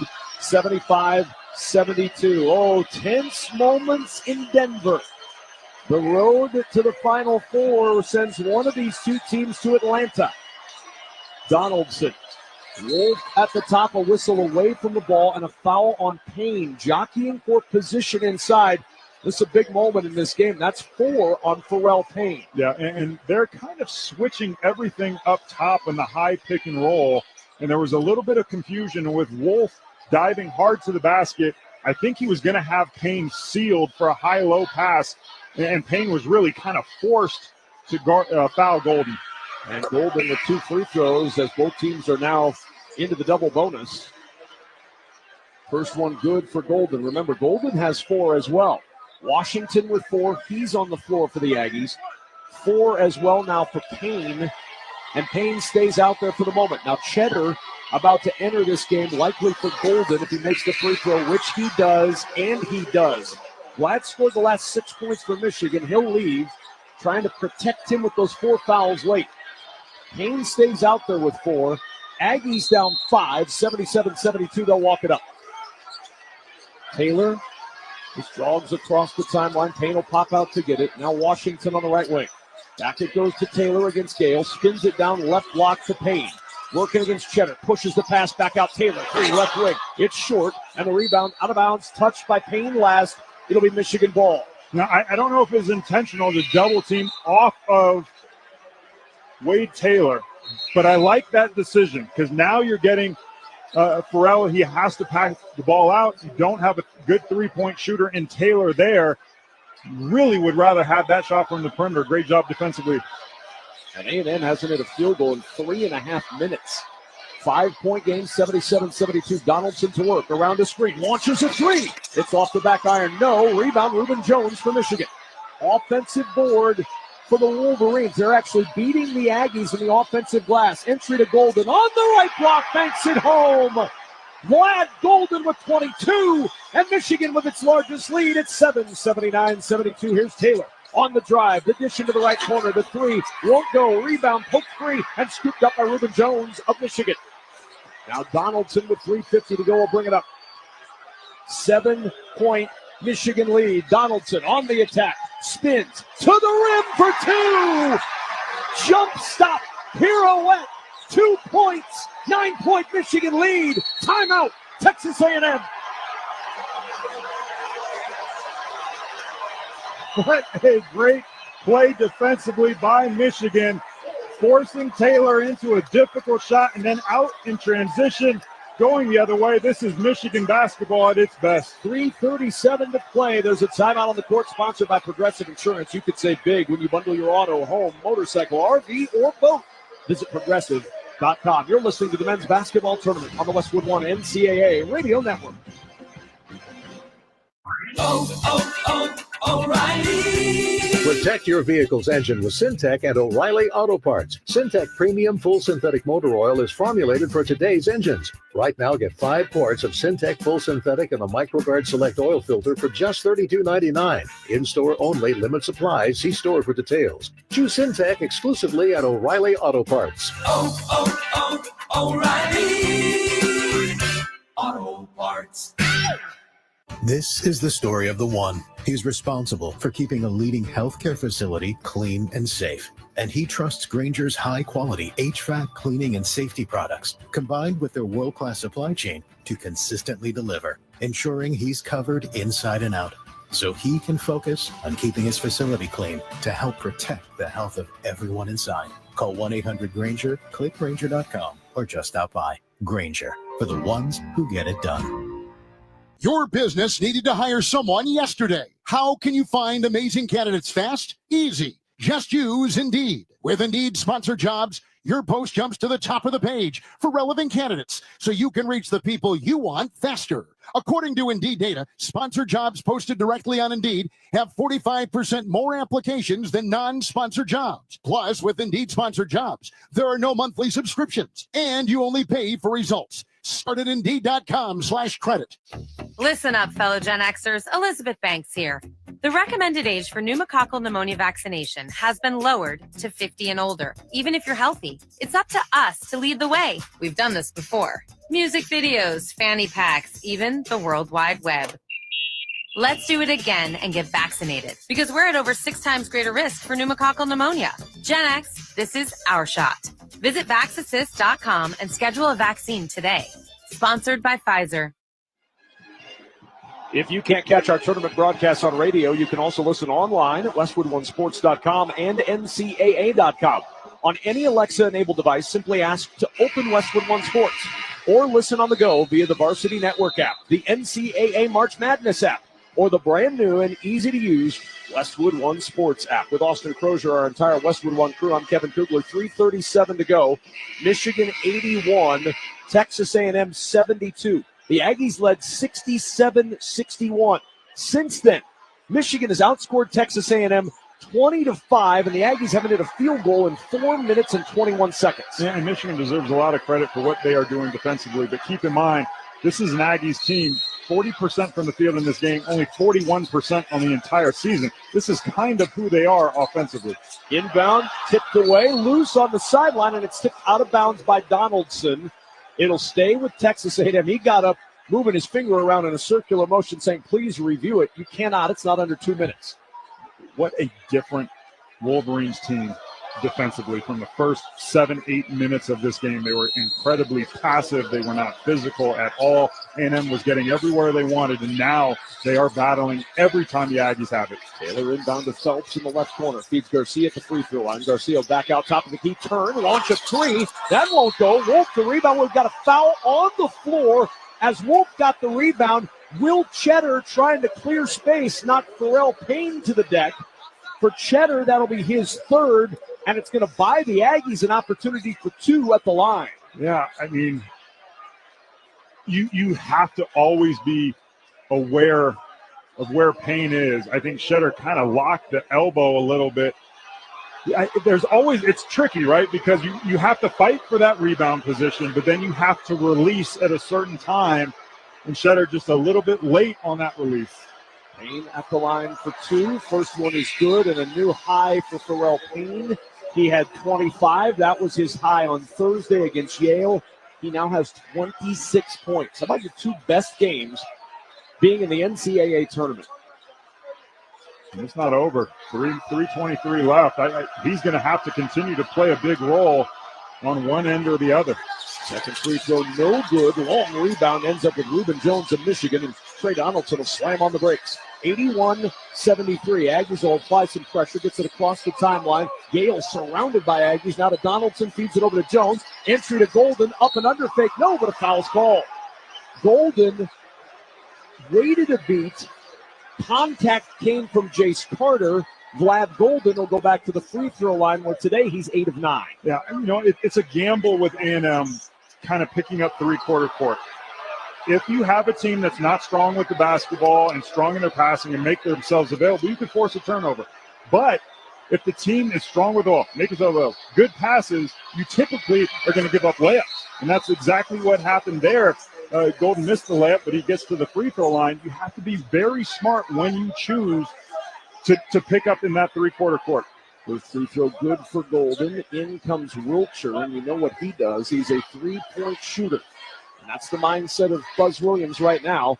Down by 9. Golden's second free throw is hard off the heel, no good. Still a 9-point three-possession game. Phelps will bring it up from left to right. He'll drive all the way inside. Wolf throws that shot out. Phelps gets his shot back. Lost it on the way up. It hit the bottom of the backboard, and it knocked the microphone off the standard. It's attached by a magnet, and Vlad Golden just jumped up and reattached the microphone with the magnet. Unfortunately, the microphone's now facing the wrong way. So hey, Vlad, we need you over here to fix this. Get it going the other way, Vlad. Vlad Golden is going to have the Union very unhappy with him. 82-73, 9-point advantage. Donaldson will skip it across to Gale. Gale swings it wing to wing to Jones, and now back to Donaldson. Taylor on his hip. He'll back off a little bit as Donaldson will work some clock. 14 to shoot. 2:43 to go. Michigan up 82-73 over Texas A&M. Here's Golden. Out it goes to Wolf. Fakes the three. Wolf on a drive to the free throw line. Backs it out with 5 to shoot. Wolf sizing up Carter. 3 to shoot. 2 to shoot. Launches the three. It's no good. Golden the offensive rebound. Tries the layup on the left side, and it rolls off the front iron. No good. Still a 9-point game. Taylor on the run. End to end. Dumps it to Washington. Leaning in for the shot. No, but a foul on the floor. Pat Driscoll comes out, our referee, and points at the exact spot where the foul occurred. Danny Wolf picks up his first somehow in this game that has seen 38 fouls. Danny Wolf did not have one until 2:21 to go in the second half. Yeah, I mean, but how about Taylor? Just the awareness. Vlad misses the putback. He gets the basketball and goes 100 miles an hour, forces Michigan to come across and help. All of that set up by the veteran player. And Solomon Washington goes to the free throw line and hits the first free throw. March Madness is coming to a court near you. Experience it live as the nation's best college basketball teams compete for a chance to cut down the nets. Secure your seats today at ncaa.com/MBB tickets. Aggies have 1 timeout left. Michigan 2. Both teams well over the limit. Possession arrow favoring Michigan with 2:21 to go. Second free throw is good. Makes them both. 7-point game, 82-75. Michigan with the lead. Now Donaldson will work it up. Remember, Michigan very turnover prone. Lob ahead to Wolf. Now to Gale. One hard dribble. Leans to the rim. His shot won't go. And the rebound to Phelps. He'll push it up the floor for the Aggies. Phelps going end to end. Layup on the right side is good. 82-77. Aggies back within 5. Here's Gale. Brings it across on the near sideline from right to left. Pounding the dribble with the right hand. He hands it off to Donaldson. Donaldson waving Wolf into the corner with his left hand. Donaldson sizing up Carter. 15 to shoot. Entry pass left block. Golden turns, lowers the shoulder shot. No, but a tip jam. No, they're going to wave it off. Reuben Jones flying in to jam it home, but they're going to say it's offensive interference. The ball was still in the cylinder, and no shot for Michigan. Get a chance to look at the replay. I think that is the right call. The officials are going, it appears as though they're going to go and take a look at it. On the floor is basket interference. We're going to go review. The camera angle from behind the basket appears as though it is still in the cylinder. The one from the front looks as though maybe it is coming off. Well, it bounces off the rim. Yeah. The second bounce is when he picked it up. Off after the second bounce. It was on his way back up, and he picked it up. This is really close. The one angle looked like it was definitely still in the cylinder, but the second view, I think they're going to take a couple moments here to take a look at this. Hits the rim, comes off. That's a close one. Very close. They called it on the floor, offensive basket interference. So they're going to have to see something that overturns it. TV's got their rules analyst, Gene Sterator, on it. Gene needs his index card that he famously used in a football game years ago because it is about an index card difference between whether it's on or off the rim, in or out of the cylinder. It is just... When you look at it from behind the basket, or excuse me, now the one we're looking at is kind of at the 30-second clock. It does look like it's coming off. Now they're going to bring over Earl Walton to look. Pat Driscoll and Byron Jarrett got their look. I mean, such an important call. It's the difference between a 7-point game and a 5-point game with it being Aggie ball. This is a big swing with 1:43 to go. Now everybody's getting a free timeout out of this. So now they've all seen it. We've all seen it. I think that's coming off. I think that it will be interesting because you're right. On the court, it was called goaltending. Here we go. After review, the call is confirmed. Basket interference. White ball. I think by the fact that that's what they called on the court, there wasn't enough to overturn it. So I wonder if you had called it good. Well, they would have reviewed it. It's under 2 minutes. You could not look at it unless it's been called goaltending. So it's been confirmed. The language matters in this. They call it confirmed. Now they're checking the clock to make sure that the time remaining is right. Not real sure why that wasn't done while they reviewed the other. And as good as Brad Golden has played, the last 2 times down the floor, he has missed a point-blank shot. And layups, we talked about it at halftime. This Michigan team is 10 of 19 on layups. That's a lot of points left at the rim by big guys. So it's a 5-point game, 1:42 and counting to go. Taylor will bring it up for Texas A&M. Taylor weaving to the left side of the lane. Dishes into the left corner for Wilcher. Wilcher surrounded by Gale. He'll back it out. It's Phelps who will reset around the Payne screen, drives left side of the lane, and a foul on the floor. The whistle blew. He took a shot up, and it went in. But the foul on the floor first by Trey Donaldson means 2 free throws coming for the Aggie transfer from SMU, Zurich Phelps. And Trey Donaldson and Vlad Golden got into a miscommunication. Trey Donaldson was trying to send him away from the screen. Golden thought he was going to use the screen and come across and blitz, and that allowed him to draw that foul. And Michigan has gone cold at exactly the wrong time. They've missed their last 4 shots. We've talked about a streaky team all day. They've gone cold, and the Aggies trying to take advantage. Free throw by Phelps is good. He's got 1 more to go. First attempt today. Phelps 70% on the year. 1 more for Zurich Phelps. Second free throw is good. He makes them both. It's a 3-point game. Gale will inbound. Donaldson will walk it up. Under 90 seconds to go to the Sweet 16. And a throw into traffic, almost taken away. Donaldson gets it back, finds Wolf, he'll back it out. Michigan very fortunate to have this possession. Donaldson working near the half-court line with a left-hand dribble. 10 on the shot clock. Sizing up Washington. The bigger man is guarding it. Donaldson trying to cross him over. 4 to shoot, 3 to shoot. Into the paint. Donaldson throws it up. Off the window and good! He didn't even see the basket. He knew the shot clock was winding down. He underhanded a prayer and somehow it rolled home. 84-79. A Michigan miracle to stretch the lead to 5. What a play by Donaldson. That was an offensive possession going absolutely nowhere, and he created a shot and a finish completely out of thin air. Timeout called by Michigan. They have one remaining. Texas A&M has one remaining. Both teams over the limit.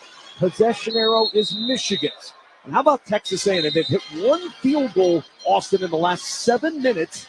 Yet they're only down 5 on the scoreboard with 59.2 to go. Yeah, I mean, you got to stick around. We mentioned Michigan, how they can go on some of these cold spells. But if I'm at A&M, hard to imagine that this isn't going to be a pick and roll with Taylor or Phelps.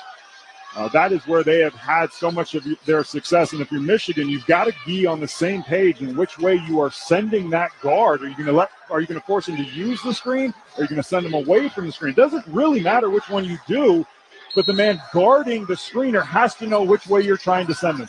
Wade Taylor will bring it up. Taylor stops 3, right wing, halfway down, and it burps back up. Wolf with the rebound. How did that come out? An invisible hand poking it free, and a foul is given by C.J. Wilcher as the Wolverines bring it across with Roddy Gale Jr.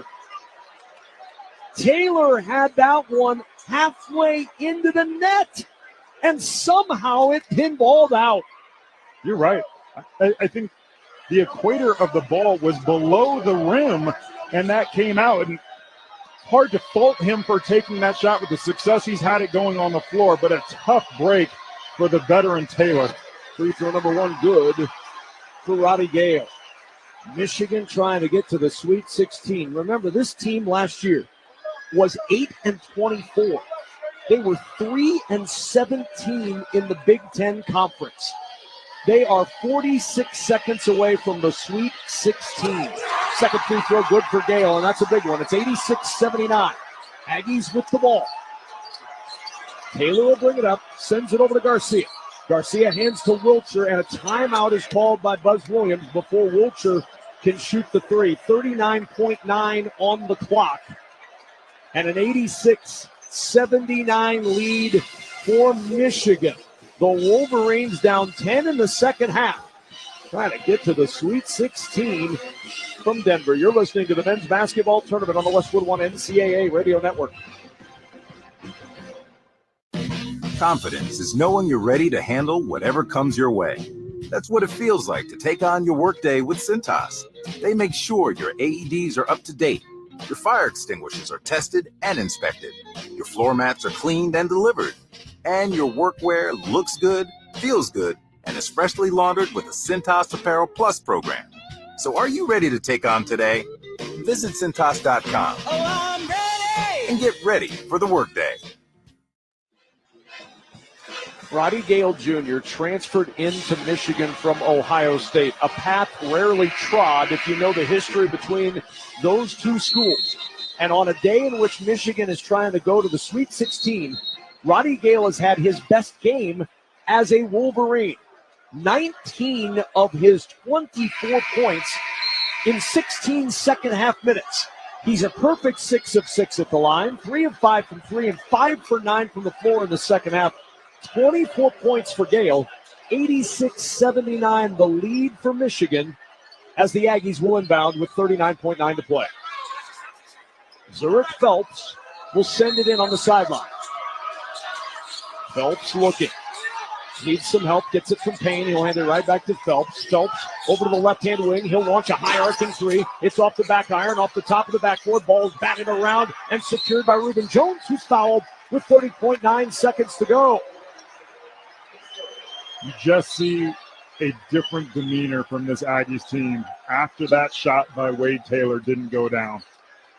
That shot goes in. It's a 2-point game. He misses, it goes the other way. Michigan makes both free throws at 7-point game. And that's really the game. And they just look so dejected and know what a different place they could be in had that shot gone down. So Reuben Jones will go to the line. He's not had a lot of opportunities this year. He hits his first. That's just his 18th free throw attempt of the year. 13 for 18 for Jones. 19 of 22 has been Michigan in this second half at the line. Jones' second is good. 88-79 Michigan. 30.9 seconds to go. And the Aggies now very desperate.